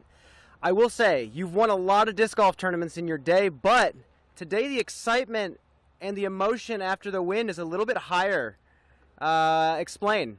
I think it was just the way it played out. Obviously, there's a lot of pressure that goes along with having a lead, and so you can't let up. I'm playing against the best players in the world, and I gotta play my best game. And there was a couple holes where I let up a little bit and let Chris back in the tournament, and that's something I got to clean up going forward. But I was just happy with the way I bounced back mentally, because that bad rollaway could have really spiraled me, but I felt like I grinded through the tough breaks, and I did a good job, and I'm proud of that. You did that especially well today in this final round. Talk to me about the morning before the round. You wake up, you probably hear about or see the forecast. How do you mentally and physically prepare for what we at least saw was coming? Yeah, I thought the rain was going to be like the first couple holes. I thought it was going to be like that the whole day. So I was prepared with a lot of towels. I think that's the number one thing in the rain is you're running out of towels, and I think that I had a couple good caddies and support system out there to keep me supplied with a lot of towels. So that was my game plan. I was just making sure I had dry hands and dry discs, and that allows me to do well. And I think that's why I play so well in the rain. Also, is I just have so much mental stamina, and I think that's where I set myself apart. You scrambled better than anybody in this tournament, and I want to say hole number 1, going out of bounds right away and then hitting a 70-foot putt to save the par. What are you feeling going into that putt? What's the internal dialogue? Well, for me, it's taking control of the tournament. I mean, someone at my level, I feel like I can take control, and I'm the pacemaker and pace setter. And I think if I play with the intensity that I did today, that I do a great job of that. And I feel like, you know, this is me. This is Wysocki, hitting big putts and scrambling when I need to, and putting the pressure on other players to continuously play well. And you know, not everything went perfect today, but sometimes you need those salvage rounds where you just salvage a good score, and even when you're getting bad breaks. So that's what it's all about today. 5 OBs on the front 9 and still save par every single time. And now we go into the back 9. I want to fast forward to hole number 14, the moment where everybody thought it was over, and then all of a sudden things kind of flipped upside down. How do you bounce back going into hole number 15? Yeah, it's you know, that was a tough break, you know, to chain out and roll away. I missed the putt myself, so I take credit, but the extra roll away didn't help. You know, having to make that 25-footer for a 5 was a lot of pressure. And once I did that, I just told myself I still have a lead. I still can win this tournament. And I think that that's what makes a true champion. And I think that, you know, it's never easy. We have a few more high-level events coming up: Maple Hill, USDGC Tour Championship. How are you feeling about your game, and are you feeling any sort of burnout even this late in the season? No, I think the week after Worlds, I really was able to gain my mental stamina back, and I was able to show that this week. And I think that really allowed me to play to the best of my ability. And I think that when I do that, you know, I'm the best player in the world, and you know, I'm here to show that. I think that this is one step in the right direction to being the best player in 2022 for the whole season. Well, fantastic, Rick. Congratulations, and we'll see you out there in Boston. Thank you, guys. Yeah! Well, welcome back, everyone. We just heard from our champion and Ricky Wysocki. Nate, you were just checking a note, and it's worth us double-checking that at one point, as Ricky Wysocki, I believe it was an hour ago. Let's say when they walked off the basket of 12, Ricky Wysocki had a 99% chance of winning. According to our UDisc probability chart, 99%. When they stood on the tee of 18, he had a 51% chance of winning. That's the 4-time versus the 1-time. Wow. But still. Pretty incredible. It's just crazy, man. It's just crazy that, again, if you were to just ask Ricky all these things, like, hey, you shot 3 over in the last 6 holes and you won. You can't. You would have never guessed that. It's impossible to think that. Yeah, any takeaways from that, Sexton? Just drama, man. I mean, I thought it was over. I think we all did. I can't believe that finish, the fight from Chris, the crazy situation on 14, and Ricky's the champion. I mean, did not see that coming. Amazing. The way it went down. The way it went down was just crazy. Well, it was a heartbreaker for Chris Dickerson, and we're going to take a quick commercial break, but on the other side of that, we're going to hear from Chris Dickerson, the champion from 2021. We'll be right back.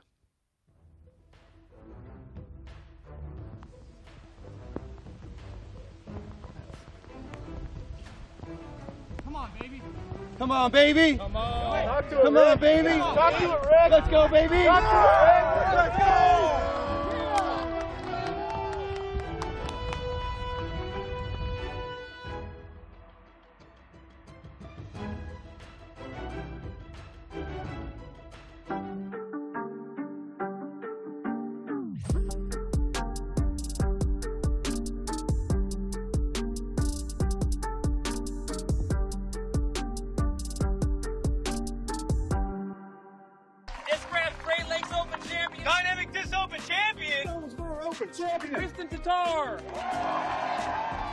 I've been dreaming about coming here and competing here, and now I'm finally here, so it's a dream come true.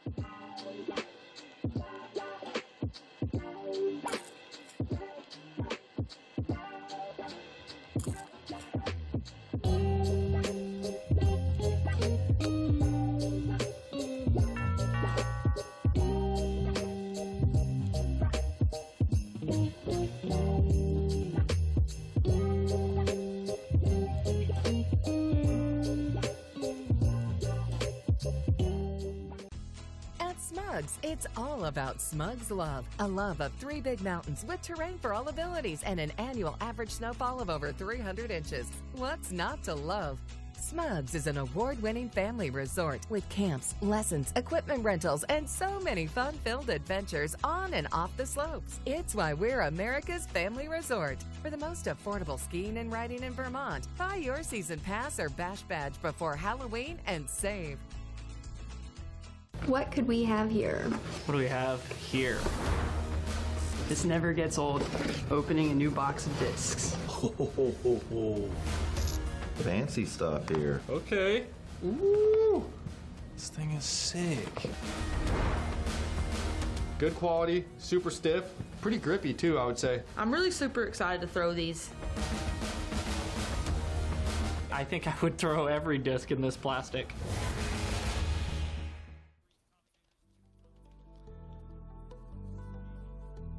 And welcome back, everyone.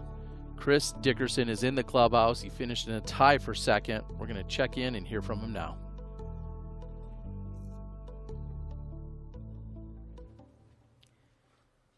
Chris Dickerson is in the clubhouse, tied for second place after 4 long days of disc golf up in Vermont. Chris, today was wild on so many accounts. I guess I just want to start in the beginning. When you saw the forecast and you knew what to expect, what were you preparing mentally and physically? You know, in the rain, it's going to sound silly, I mean, obvious, but you got to stay dry. Stay as dry as you can. You got to keep your stuff dry, and, you know, you'll put yourself in a position to do the best that you can. I thought I prepared pretty well, and I brought 2 towels, only went through one of them, so over-prepared a little bit, and that's, you know, never a bad thing. About halfway through this round, Ricky started really pressing. And interestingly enough, though, he goes out of bounds 5 times during the front 9 and saves par, I believe, every time. Are you paying attention to that at all? Is it frustrating to watch somebody going out of bounds so often but still maintaining? No, because I'm not... You know, I'm not playing against him at that time. It's still early in the round. At the end, you know, whenever it comes down to it, I am playing against Ricky. We went into 18 tied. So, yes, at that point we are playing against each other. But up until then, we're really just playing against the course. So he did throw out of bounds, and you can take mental notes on that. Like, okay, I can gain 1 here if I take a birdie. Or, you know, if he were to miss his putt or whatever, takes a double, I can gain 2. So mental notes here and there. At one point, he had numerous strokes on you, and at a certain point in the round, was there any point when you were thinking that maybe this was out of reach for you? Maybe just a little bit. I think on hole 14, I slipped, and I threw my second shot really high, and it found the OB. Right about then, I was thinking, you know, maybe it's a little bit out of reach, but piled on some birdies, got back into it, and then, you know, what happened happened. Yeah. I have one last question for you. Okay. 17. You're, I believe it was measured about 41 feet from the basket. Ricky had just laid up a 67-footer. Yep. Did you already have your mind made up the moment you saw your lie, or was it really dependent on what Ricky did? As we were walking up, I didn't know. I knew we were both in circle 2 just by the way our shots looked, but I didn't know exactly how far away we were and who was going to go first. I had pretty much made my mind up, unless Ricky went first and made his. That would force me to go for it. But if I would have been edge of circle, in circle 2, I would have probably went for that putt, but it's all downhill from the short side, and once you miss, you airball or anything like that, it's going to be a long comeback if you don't go out of bounds. And then we have to obviously address the one thing. I know it's still fresh. It's fine. Tee shot on 18. Broadcast was maybe thinking you were trying to press the envelope a little bit and try to put pressure on Ricky by throwing an extra long drive off the tee. Were you just trying to throw something placement oriented? What was your game plan? Just trying to get it inbounds. I actually told Brittany walking up, I said inbounds or OB left is going to be fine. The one thing I can't do is throw it OB right, and I hung it out just a little too wide. I read right to left cross, and I guess I just got it low enough to where the trees blocked the wind, so it didn't pick it up at all. Well, regardless, a phenomenal week of disc golf. Thank you. Second place finish. We have multiple high-level events coming up. How is your game overall feeling going into this last stretch? Feels good. Yeah, hadn't been playing the best in recent weeks, so coming out here, finishing second, competing for the win, that's really the only thing that I want to do. I want to put myself in the positions like that where I have the opportunity. So well, you put on a phenomenal show for the fans this week. They had an amazing time watching you out there. Thank you. Congratulations. We'll see you next week. Thank you. Thank you, both Brian and Chris. And Doss, I'll go to you first and ask a little bit about his game plan on 18, hearing what he said, that, he knew either in the fairway or left OB, and he made the one mistake he couldn't make. What do you think of that? Well, fortunately, in this scenario for me, I have actually done that exact same thing. I was put in a situation in the Disc Golf Pro Tour Championship where I had to play 18 in a playoff scenario, and I told myself center of fairway or left OB. I threw it right side OB. 18 is one of those things, if you try to read the wind just too much, that's really when you get yourself in trouble, because as Chris said, if you keep it too low and you just drive it too straight, because you're throwing it really hard down that hill, right side OB comes into play. It happens clearly to some of the best in the world. Well, and then what I'll follow up with you, Sexton, is that we recognize that Chris Dickerson hasn't been on top of his game over the last month or so. Even by his own standards and his own admittance that he hasn't been quite there. Here he finishes second. He takes Ricky all the way to the final hole. What does this do for momentum as we have these high-level events coming up over the next month? I think Chris is all the way back. Just that quick. Yep. Like, I think he's right back to being at his best. It's an unfortunate finish. It's kind of a gut-wrenching finish for Chris. What could have been just sort of a second-place finish that was average if everything played out how we thought, and Ricky won by 5 and just kind of walked away. Chris walks off the course head high in second place. But this way, it's a little tougher to swallow. But I still think he putted great. They both did, Rick and Chris. He's a great champion. I expect him to be a factor next week and again at the USDGC, where he has won before. And he definitely loves this style of course, the golf that we're seeing out here. I'm looking forward to how he's going to perform not only at MVP, but then, of course, when we get to the Tour Championships at Nevin, I think he's going to fit in just fine there. As he finished in second place with that tie with Matty O, along with Isaac Robinson. We're going to stand down for a quick break, and then on the other side of that, we're going to bring you our final OTB after show here at the Green Mountain Championships. We'll be right back.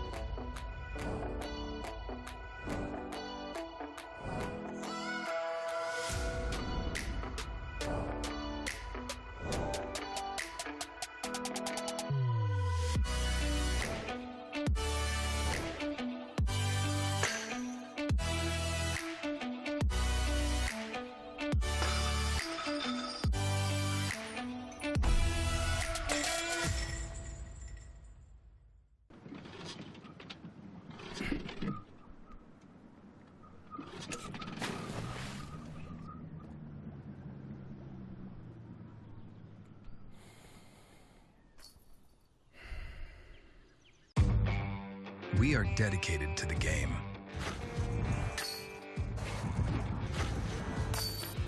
Developing technology and providing data that helps you take the next step. whether it's your next training session, league night, or major. Because we believe the best way to grow the sport is to push the sport. And the best way to do that is together. We're focused on the future to make that happen.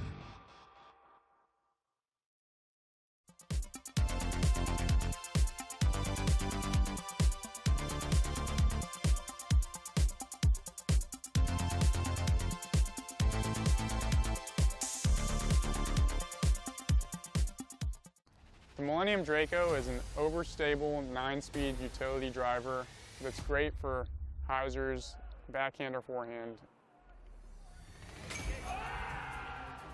Get yours at golfdisc.com.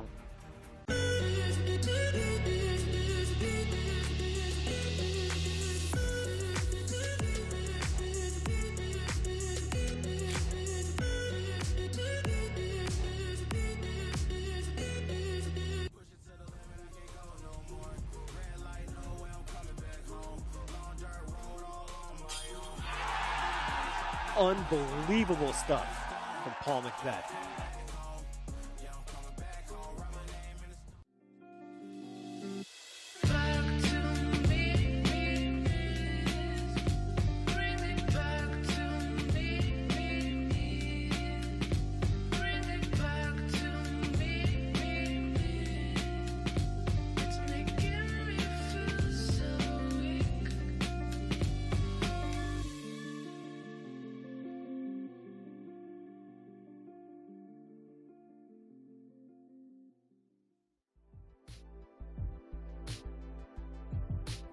Welcome back, everyone.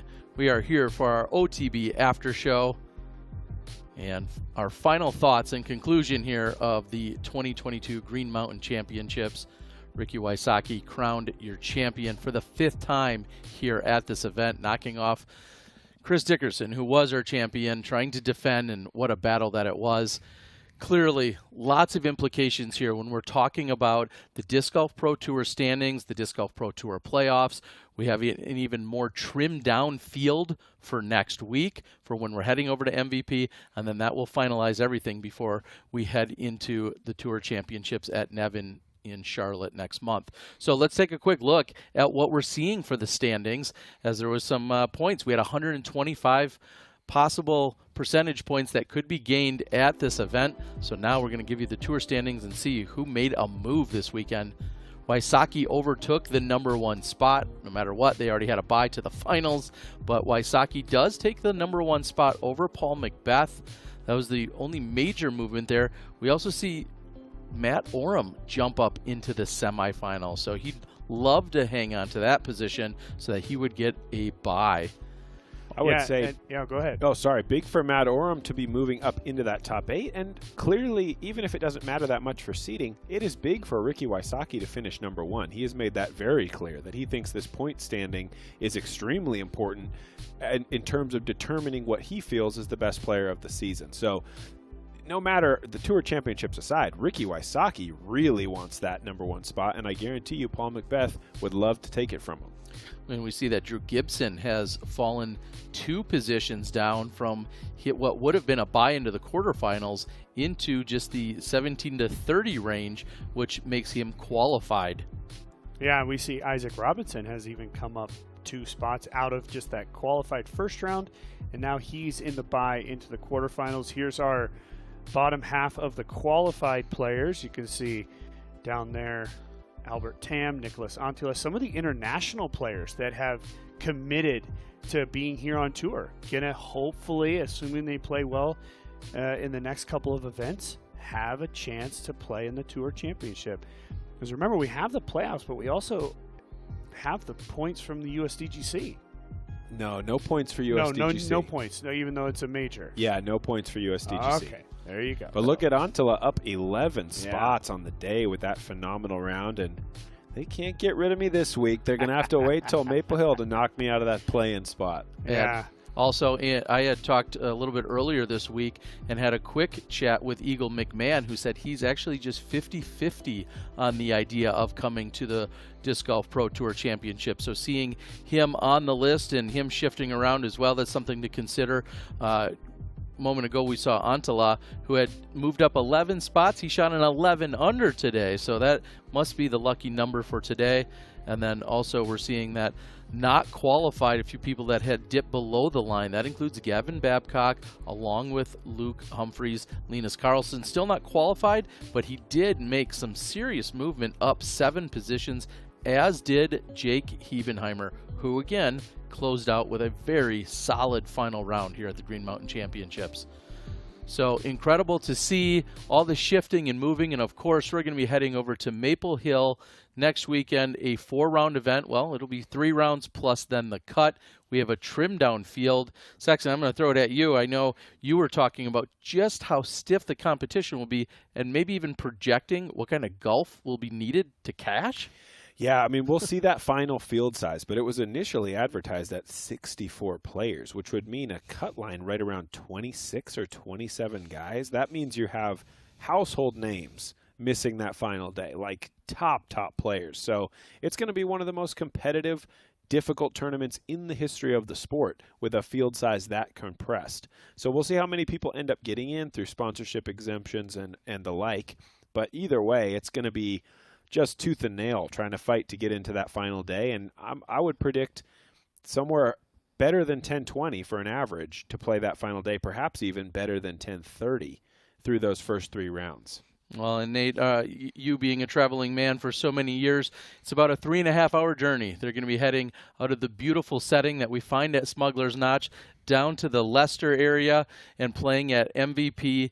What are some of the thoughts as maybe you're going to be making that trip, as their players will be heading down there? What are some things you're thinking to gear up for what you see at Maple Hill? Well, really, Maple Hill, if you pretty much take Fox Run and Brewster Ridge and smash them together and put them in a guy's backyard, that's what we have at Maple Hill. It really is an incredible place. We talk about how the vibes in Vermont are just so amazing. They're equally as amazing. I mean, for me, driving from Vermont down, I would just be excited. I'm always excited to drive onto that property, play hole number 1, and get back to grinding. These courses are so much fun. They're so exciting to play. And when you do put yourself in position to win, it's even just that much more exciting.